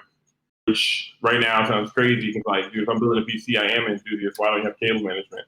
And here we have entry-level cases with fantastic cable management, and I like this look. I remember back in 2009, like it was all, Boy Ricer, hardcore gamer bro type builds that look like a Transformer or Decepticon or something. I know what you're talking about. I remember those. And my friend had one. But isn't it cool? I was like, dude, it looks like you're about to get a visit from Optimus Prime. Like, I want a case that looks like a monolith. No, these are very like closer to like very minimalistic, very sleek, very sheen cases. And I remember paying. I got the first fractal design case that was basically that type of monolith look. It was a big deal.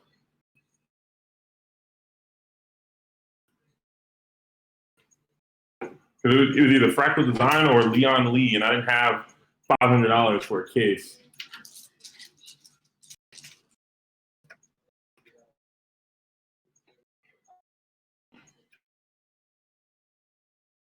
It's oh my God, that didn't work.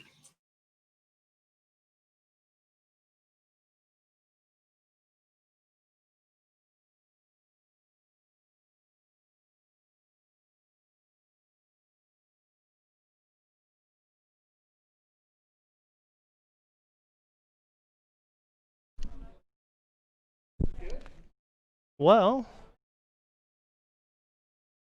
we are about at the end, so I would like to go ahead and thank all of our in-person attendees, all of our virtual attendees. It's been wonderful teaching you guys how to build this computer. What we'll do is we're going to stay on, we're going to continue the workshop, but we're no longer going to stream because right now we're just going to be on the installation of Windows. So if you were falling behind and you needed some more help, the tech support and myself will be here all night to help y'all get through this. Thank you so much to all of our sponsors, Intel, Asus, Lexar, and Zalman. This is a amazing entry-level build. I can't wait to see how these perform this LAN. I've been the Bearded Berserker. This is LANFest. This is LAN all night at the Great Wolf Lodge here in Grapevine, Texas. We'll be back right after these ads. And as always, thanks for watching.